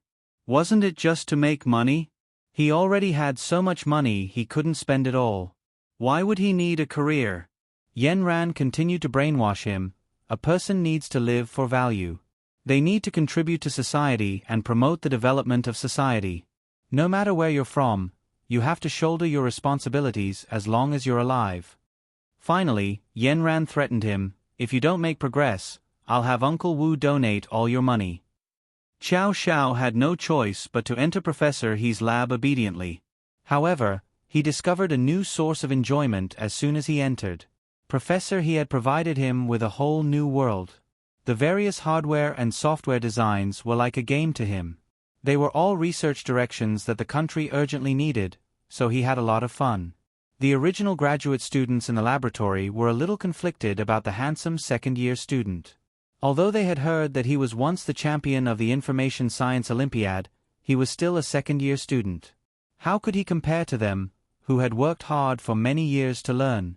If they did well in this laboratory project, they would have the opportunity to directly enter the country's more awesome laboratory. They would fight very hard for every spot. Xiao Xiao was not in the mood to argue with them. He was a person who advocated freedom and hated the rules and regulations of the world the most. Otherwise, why would he be a dandy in the past? What he was really interested in were Professor He's research topics. These were all fields he had never come across before, so he was just playing around. Gradually, everyone seemed to have figured out Xiao Zhao's methods and had no conflict of interest with them. Therefore, after Xiao Zhao treated them to a meal, this second-year freshman blended in seamlessly with the group. Xiao Zhao was most interested in creating something new and eagerly bringing it to Yan Ran to make her happy for a while. Lu Hui was already used to Xiao Zhao acting like a puppy. "I thought you came to the human world to gain experience or something. I didn't expect you to be here for Yan Ran." Xiao Zhao gave Lu Hui a thumbs up. "You're the one who understands me the best in this world. You know the truth." Uncle Wu was very satisfied with Xiao Zhao's current state. He was like watching a child grow up. As long as there was improvement, willingness to improve, and not learn bad things, as a parent, he was already in tears. As for humans earning money to support their families, they already had a mine anyway. What was there to worry about? All that mattered was that Xiao Zhao was happy. As long as Yan Ran was there to supervise him, this hedonistic crown prince would not go astray. Nanchuan University had a few sacred places for couples to check in. To be able to get such a reputation, the environment must be beautiful and secluded. After Xiao Zhao adapted to the school, he was really interested in hearing about it from his classmates. Yan Ran also refused to go home with him, so where could they go to have some alone time? Xiao Zhao pondered for a long time. In the end, he still had to think of a way to take Yan Ran to explore this sacred place for couples. At noon, after the two of them finished eating, Xiao Zhao patted his stomach and said that he had eaten too much and wanted to go for a walk. Just like that, he coaxed Yan Ran away from her roommates. These roommates were now used to it. They had seen Xiao Zhao so many times that they were immune to his beauty. In private, they said to Yan Ran, "Your boyfriend is good at everything, but he's too clingy." Yan Ran deeply agreed. However, she definitely couldn't get rid of Xiao Zhao, this dog skin plaster. Otherwise, when he threw a tantrum, it would be a little difficult for her to bear. Previously, there was a weekend when they didn't see each other for 2 days. Yan Ran's excuse was that she wanted to find time to cultivate and let Xiao Zhao play by himself. In the end, this little puppy relied on his high ability to steal her out of the house the next night. He said that he wanted to take her to admire the moon and comfort her from not seeing each other for 2 days. In the end, he even composed a hero's hymn under the moon. The two of them walked all the way through the campus. Nanchuan's campus was very big. The campus was in the suburbs, and there was a large area connected to a body of water. At the side of the water, there was a circle of reeds. At this time, it was almost summer vacation. The reeds grew very tall. When the breeze blew, they danced gracefully on the shore. Xiao Zhao brought Yan Ran closer and closer. Seeing that they were about to enter the reeds, Yan Ran saw that there was no road ahead. She pulled Xiao Zhao and said, "Let's go. We're going back." Xiao Zhao had finally tricked Yan Ran into coming here. How could he give up? "The reeds are very beautiful. I heard that there's a double lotus. I'll take you to see it." Yan Ran believed him. The two of them entered the reeds and were immediately covered by the tall reeds above their heads. After walking for a long time, Yan Ran still didn't see the double lotus. Instead, she stumbled and almost slipped. Xiao Zhao hurriedly pulled Yan Ran and found an empty space to sit down. He said that he couldn't let his goddess be tired. Now, Yan Ran finally saw that Xiao Zhao was up to something again. "Tell me, why did you bring me here?" Xiao Zhao hurriedly revealed a big smile. "Yan Ran, look at how beautiful the scenery is. I just brought you here to relax. You're too tired studying and cultivating every day. I don't even have time to accompany you." After saying that, he pulled Yan Ran into his arms and massaged her shoulders. Yan Ran straightened up. It was broad daylight. Who would massage here? She stood up and wanted to leave. Xiao Zhao hurriedly pulled her and pouted. "Yan Ran, why don't you sit down and talk to me? We don't usually have a chance to talk. You're usually so busy. You even have to go home at night. I don't have enough time to accompany you." Yan Ran rolled her eyes at Xiao Zhao. "We can see each other 2 or 3 times a day. How is that not enough time?" Xiao Zhao immediately said righteously, these 2 or 3 times, there were people beside us. What does it matter if there were people? Didn't you see me? Yan-Ran couldn't follow Xiao Zhao's train of thought at all. Yan-Ran, tell me, which couple doesn't want to be together 24 hours a day? 24 hours? How boring is that? Also, both of them have things to do. How can they have so much time to be together? Yan-Ran really couldn't figure it out. Xiao Xiao rolled his eyes and simply didn't say anything. He directly waved to Yan-Ran. Come and see. He brought Yan-Ran to a nearby patch of reeds. Pushing aside the reeds, he saw a couple kissing so intensely that half of the reeds beside them had been crushed by their bodies. Yan-Ran's face suddenly turned red. Xiao Xiao took her to the other side. In the reeds here, under the high cover, a couple had already rolled on the ground. Yan-Ran quickly turned back and pulled Xiao Xiao away. It's broad daylight. Why are they? What are they doing? Xiao Xiao hugged Yan-Ran from behind. His head was on her shoulder, and his sexy thin lips had already kissed Yan-Ran's earlobe. Yan-Ran's face turned red. She turned around and pulled Xiao Zhao's ear. What do you think about all day? Other than this, is there nothing else? Xiao Xiao had no choice but to let go of Yan-Ran and quickly save his ear. Yan-Ran, this is Nanchuan University's sacred place for couples. In any case, we're considered a couple. If we haven't checked in here before, then wouldn't we have wasted our time in university? After saying that, Xiao Xiao felt wronged. Yan-Ran sighed. This guy put all his desire for her on the surface and never hid it. If this continued, sooner or later, something would happen. Xiao Xiao saw that Yan-Ran had loosened a little. He put his arm around her waist and smiled seductively. Yan-Ran, let's check in here today too. After about an hour, Xiao Xiao felt refreshed. Yan-Ran walked out of the reeds with a flushed face. Yan-Ran pinched Xiao Zhao's waist from time to time. Every time this happened, Yan-Ran felt particularly useless. Xiao Zhao's soul had flown away. This guy was getting more and more insatiable. Yan-Ran touched her neck and asked Xiao Xiao worriedly, "Is there a mark or not?" Xiao Xiao smiled slyly. The mark just now was carved into a flower. I removed it for you with demonic energy. Yan-Ran twisted Xiao Zhao's waist with her thumb and index finger.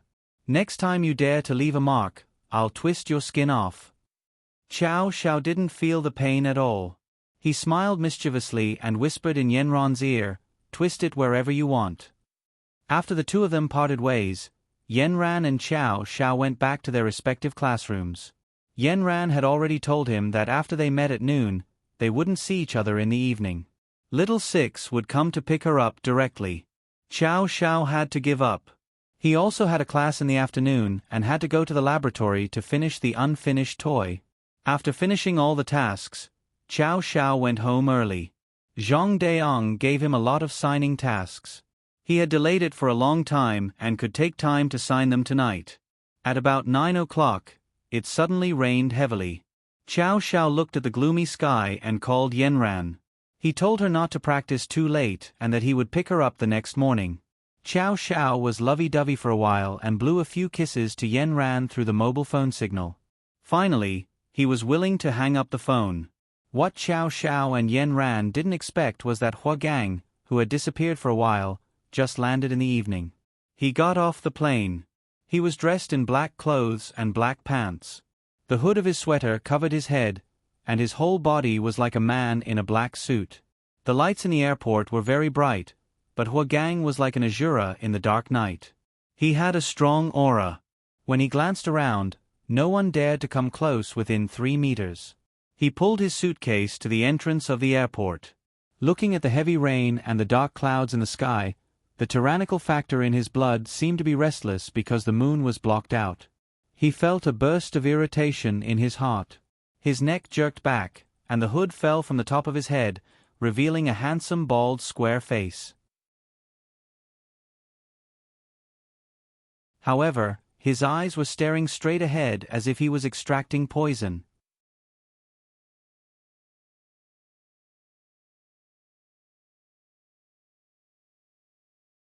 Chapter 189.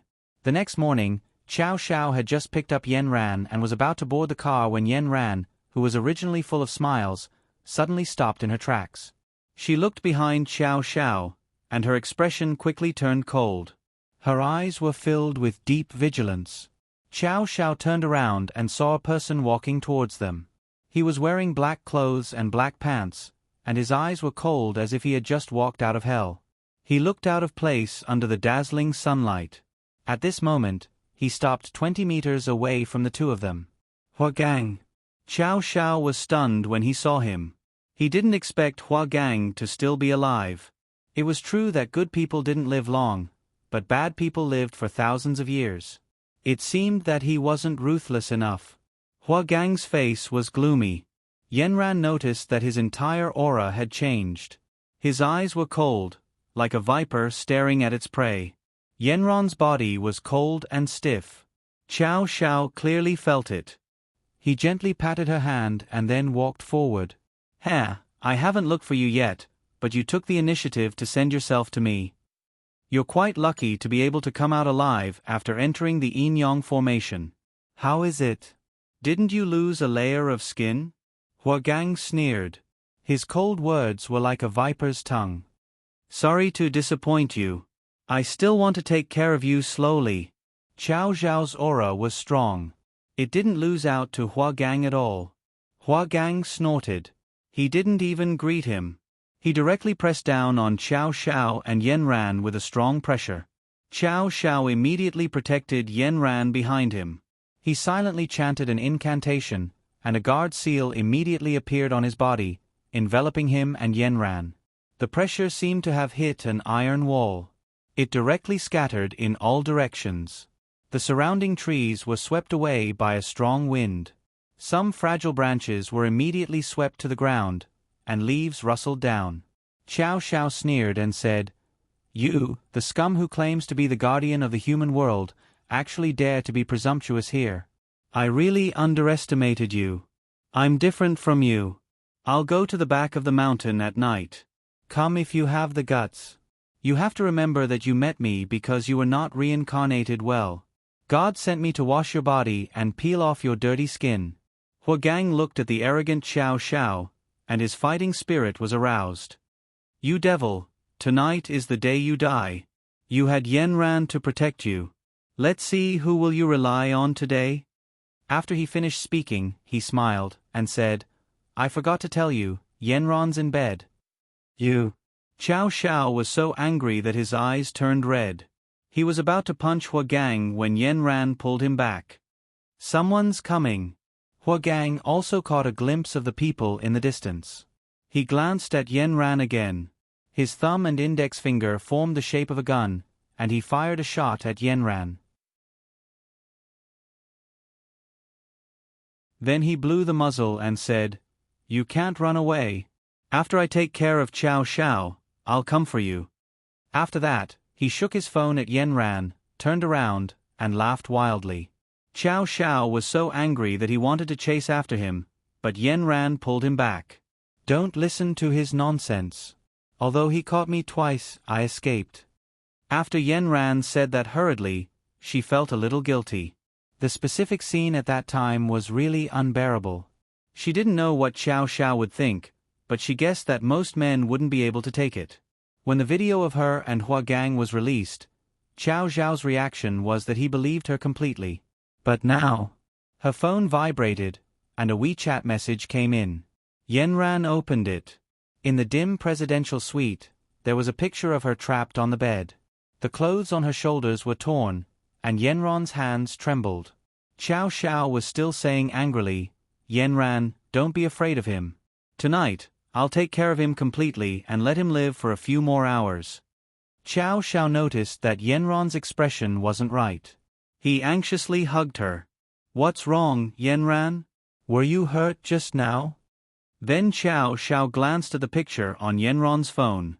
Yanran was a little flustered. She wanted to put it away immediately, but Xiao Xiao snatched it away. He looked at it carefully. It was the same picture he saw in Hua Gang's villa. He gnashed his teeth and said, Scum. Yanran closed her eyes in despair and muttered, "It's not like that. Listen to me." Chow Shao hugged Yanran and patted her back gently. His voice was low and sad. "Yanran, it's all my fault. It's all my fault that I wasn't here. I let you suffer so much. It won't happen again. You don't care? I care. Of course I care. I care about how helpless you were. I care about how you escaped from the hands of this devil. I care about how much you were wronged at that time." Chow Shao looked into Yanran's eyes and said seriously, Then what if I'm not clean anymore?" Yanran's eyelashes trembled as she asked the answer she wanted to know the most. Chow Shao looked at Yanran's moist and misty eyes. "I told you before. In my heart, you are the snow lotus of the devil world. In my heart, you will always be the most holy existence. If what you said is true, then I will cripple Huagang. You can't stop me anymore." Yanran instantly burst into tears. She suddenly understood why the heavens allowed Chow Shao to enjoy this peerless appearance alone. It turned out that he was the most brilliant light in the world. His heart would always contain this purity. Although he was born in the devil world, the warm mountains and soft waters were not as pure as the pure land in his heart. He stepped on the mountains and rivers, traveled thousands of miles, and let all the paintings and ink in the world become the foundation for him to walk towards her.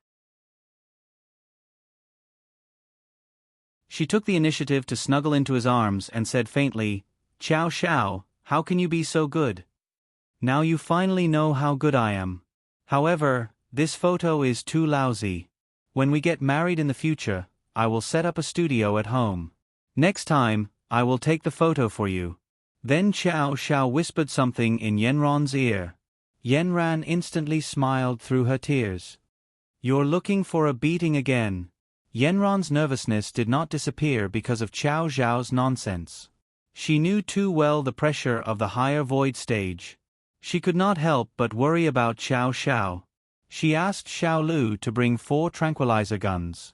She held 2 for herself and gave the other 2 to Chow Shao. Chow Shao felt that Yanran was thinking too much. He had already tested his ability last time. He could completely beat Huagang. However, Yanran said that Huagang's state was not right.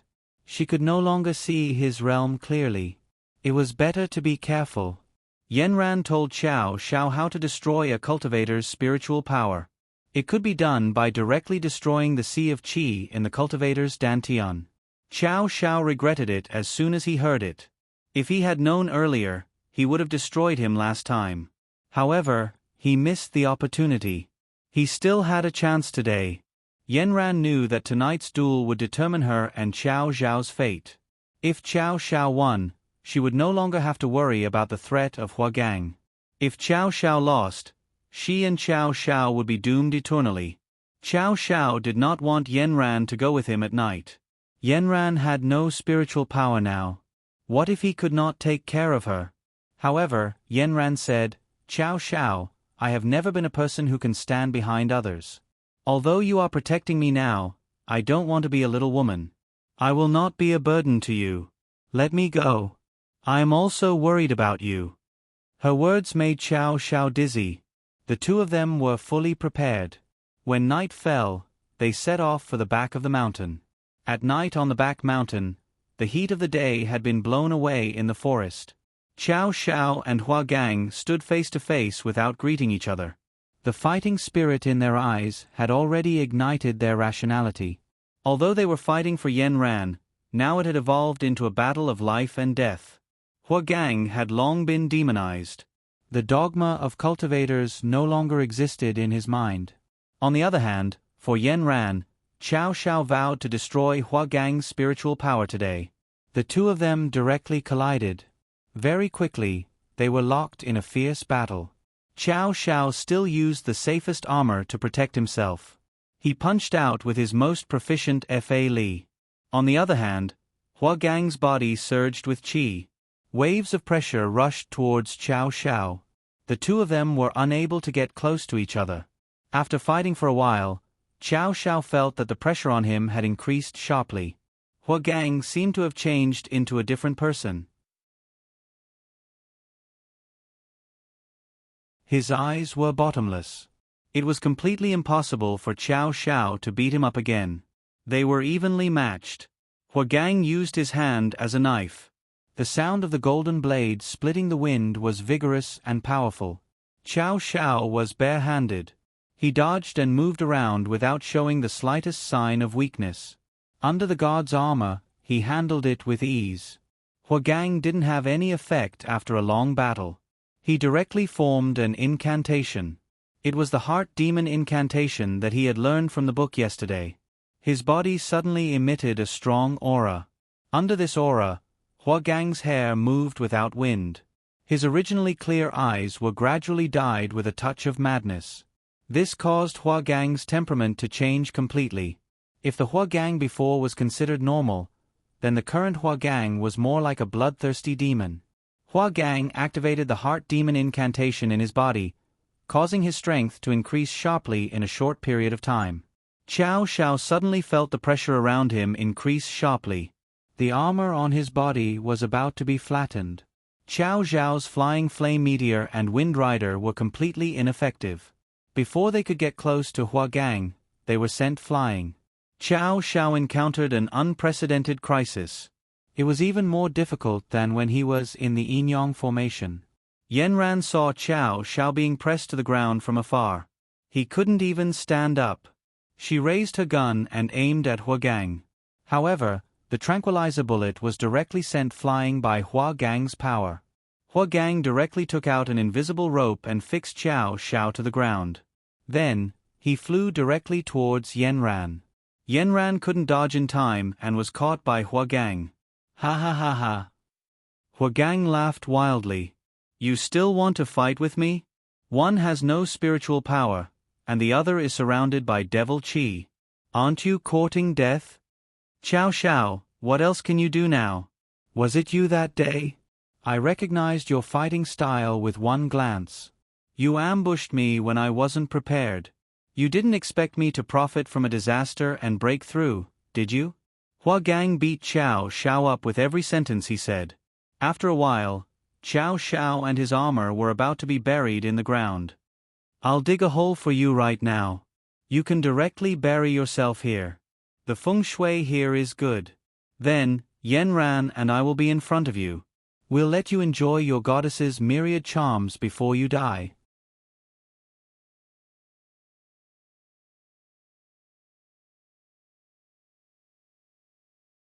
Chapter 190.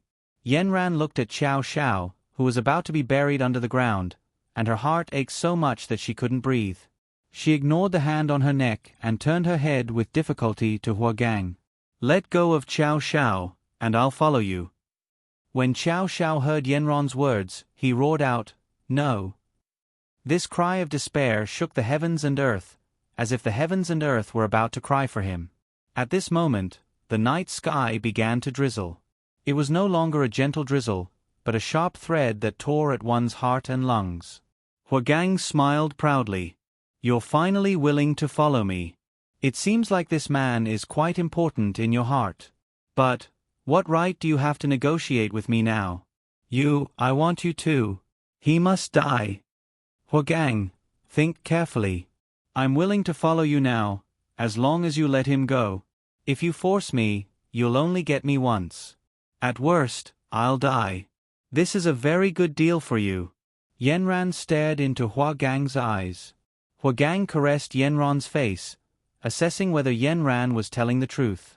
After a while, he smiled coldly. I can let him go, but I'll cripple him so that he can't jump around in the future. Are you willing to do that? Yanran lowered her eyes, and her eyelashes trembled violently. Okay, I promise you. You can let him become an ordinary person. You can't take his life, and you can't let him lose an arm or a leg. Ha ha ha ha, it seems like you really have deep feelings for him. You're quite considerate of him. I have another condition. You have to become my woman in front of him right now. No way. Let's leave here. Anything is fine. If you don't agree, I'll say it again. Even if you force me, I'll still want to die. Huagang narrowed his eyes and looked at her for a long time. I know that you, Yanran, always mean what you say. I really want to believe you, but you have to give me some benefits. Huagang caressed Yenron's neck. His cold fingers seeped into Yenron's heart through her skin. Yenron's heart fell into an ice cellar. It seemed that it would not be so easy to make this demon Huagang release Xiao Xiao. Xiao Xiao was restrained by Huagang and couldn't move at all. He could only let out a desperate roar like a little animal with red eyes. No, Yenran, no, I beg you. Yenran fiercely closed her eyes and turned around. Facing Huagang, she stood on her tiptoes and offered her tender red lips. Huagang was overjoyed. This was the first time Yenran took the initiative to him. 2 red lips like rose petals approached him, and a burst of lavender fragrance surrounded him.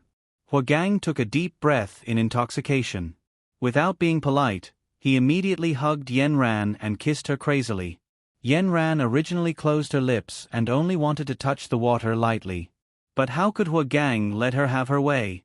When the thin lips entered the mouth of a beast, it was like a small boat being swept into a stormy sea. Huagang's whole body trembled with excitement. The sweetness in Yenron's small mouth was even greater than he imagined. Her soft lips and tender lilac tongue greatly stimulated his nerves. Yenran had goosebumps all over her body because of Huagang. She reflexively used her teeth to bite Huagang's tongue. Immediately, the taste of blood spread in her mouth. Unfortunately, this move didn't stop Huagang's attack at all. Instead, he bit his lips and muttered, "So this is what you like. I like it even more." After saying that, the originally devastating entanglement of lips and tongues in her mouth gradually turned into a wild beast's bite. This kind of biting made Huagang more and more excited, and the beast in his body was greatly stimulated. He grabbed Yenron's collar with one hand and fiercely tore it down. A white and tender shoulder was exposed. Yenran was shocked. She used all her strength to push Huagang away. "You promised me not to do it here." Huagang looked at Yenron's mouth full of blood. He licked the blood at the corner of his mouth. "Yenran, I knew it. You're really strong. Then you should fulfill your promise now." Huagang looked at Xiao Xiao, who was desperately struggling on the ground. "This is already a dead dog. I really don't know what you pity him for. Besides this face, what else does he have? After I destroy his face, I guess your thoughts will slowly fade away. You promised me not to harm him in any way. You just had to get rid of his demonic aura. I meant what I said. I hope you will also do the same." Huagang looked deeply at Yenran. "If you follow me in the future, if you're not willing, I will still make trouble for him." Yenran lowered her head. "I know." Huagang laughed loudly. This was the attitude of a victor. He once again pulled Yenran into his arms and fiercely kissed her little mouth. Then he walked to Xiao Zhao's side. Huagang's 2 hands drew a circle, forming an encirclement. Xiao Xiao was suspended in the air from the ground. The shackles on Xiao Zhao's body were finally removed. At this moment, a sudden change occurred. Yenran quickly tore off the totem on her chest and threw it at Xiao Xiao in the air. The moment the totem flew above Xiao Zhao's head, Xiao Xiao silently recited the incantation. A huge wave of spiritual energy instantly enveloped the 3 people. In the next second, a golden totem suddenly appeared above Xiao Zhao's head. It shone brightly, almost illuminating the entire back of the mountain. The dazzling light made the 3 people temporarily close their eyes. Next to the totem, a pentagonal pattern of golden needle-like stars slowly emerged. Within each of the spikes, there were 9 small golden swords of different shapes. They filled up the 5 spikes and formed a circular pattern that was ready to be launched. Xiao Zhao's eyes were fixed on the totem. He recited the incantation listed in the book, Mala Hong Ka. The 3 people who were enveloped by the totem felt dizzy. When their minds focused again, the scenery in front of them had already changed. On a vast plain, there were rows of soldiers standing on the ground like iron pillars. The weapons in their hands were shining brightly under the sunlight. Their murderous aura hit their faces. However, their eyes were lifeless, like walking corpses waiting for orders. This was the ancient battlefield that Qiao Xiao set up with the totem. Although the totem could be used in Yanran's hands, without the support of spiritual energy, the level of the formation was too low. It couldn't be used for long. However, the totem in Qiao Xiao's hands was combined with the pure and profound demonic energy in his body. The demonic sky formation could display infinite power. Qiao Xiao took advantage of the time when Huagang was still in a daze to recite the incantation of the demonic energy. At the same time, he flew to the side and pushed Yanran to the ground, rolling with her to the side. The originally lifeless soldiers were immediately activated. They rolled over from the horizon like rolling black clouds, wanting to destroy the city walls. Under the sunlight, the soldiers' armor directly pierced Huagang's eyes. The golden light flickered, and the sound of the bugle horn resounded through the sky of the ancient battlefield. The rosy clouds on the horizon condensed the sky into an earthy yellow color. The soldiers, who had been on the battlefield, rushed toward Huagang with an irresistible force. Looking at the boundless sea of people, Huagang was so scared that his scalp was about to explode. His legs involuntarily wanted to retreat. How could the battle-hardened soldiers let Huagang go? A portion of the soldiers had already surrounded Huagang from the back. Huagang had no other choice. He could only brace himself and start fighting. In the beginning, he could still cut the heads of the soldiers around him like cutting melons. Slowly, as the endless number of soldiers came forward, Huagang also felt the pressure. The entire battlefield was surrounded by 3 layers of soldiers inside and outside of Huagang. Qiao Xiao carried Yanran and kept rolling back. They only stopped when they were about to roll to the edge of the battlefield. Finally, the crisis was over. Qiao Xiao and Yanran finally recovered from the suffocating tension. The blood that was about to gush out of their heads flowed back into their bodies. The two gasped for breath and looked back at the sky full of dust and the ant-like crowd. The two hugged each other tightly, rejoicing that they had survived the disaster. Slowly, Qiao Xiao raised his head and looked at Yanran's blood-red lips. He asked in a hoarse voice, "What you said just now, was it true, or was it just a ploy?" Yanran asked Qiao Xiao. At this time, she regretted the expedient plan in a moment of desperation. Suddenly, she felt guilty. Her voice was like a mosquito's hum. It was an expedient plan. The last syllable was dragged out, lingering in Qiao Xiao's ears. It was soft, and coquettish. Qiao Xiao snorted, "If you really did that, I would hate you to death. I would rather die than let you suffer any harm. How could you bear to torture me like that?" At that time, I didn't have a choice. I just wanted you to be fine. After we get through this, you can come and save me. Yanran's voice became softer and softer. It was so sweet that it made Qiao Xiao's heart feel incomparably comfortable. Qiao Xiao snorted again. Looking at Yanran's irksome red lips, he immediately covered Yanran's little mouth. At first, it was still considered gentle. His tongue gently swept across her lips, licking this little mouth clean without leaving a trace. It made people mistakenly think that he was disinfecting her mouth. After licking all of them, his movements suddenly became ferocious. Without any explanation, he pushed his tongue into her little mouth and became unbridled in her mouth. He did not give her the slightest chance to breathe. He kept pressing against her mouth and biting her tongue. It was rare for Yanran to be so obedient. She obediently endured it. A faint numbness and itchiness rose from her lips and quickly drilled into her heart. It was rare for her to take the initiative to roll up her lilac little tongue and touch the root of Qiao Xiao's tongue. A numbness spread from the root of his tongue to his cerebral cortex. Qiao Xiao growled and deepened the kiss as if he was obsessed. He was like a thirsty traveler who had walked in the desert for a long time, wantonly sucking in the maze of Yanran's mouth. The entire battlefield was divided into 2 parts. On one side, the sound of killing shook the heavens. Huagang was surrounded by soldiers. The spiritual energy around his body was released to the extreme. Batch after batch of broken limbs and heads flew into the air. Blood splattered and covered Huagang's entire body. On the other side, a pair of lovers kissed in a corner of the ancient battlefield. The sound of horns and the sound of killing became the most pleasant music in their ears. You're tuning in to the Narrate and Escape YouTube channel. Don't forget to subscribe and join us on this journey to catch the most captivating stories.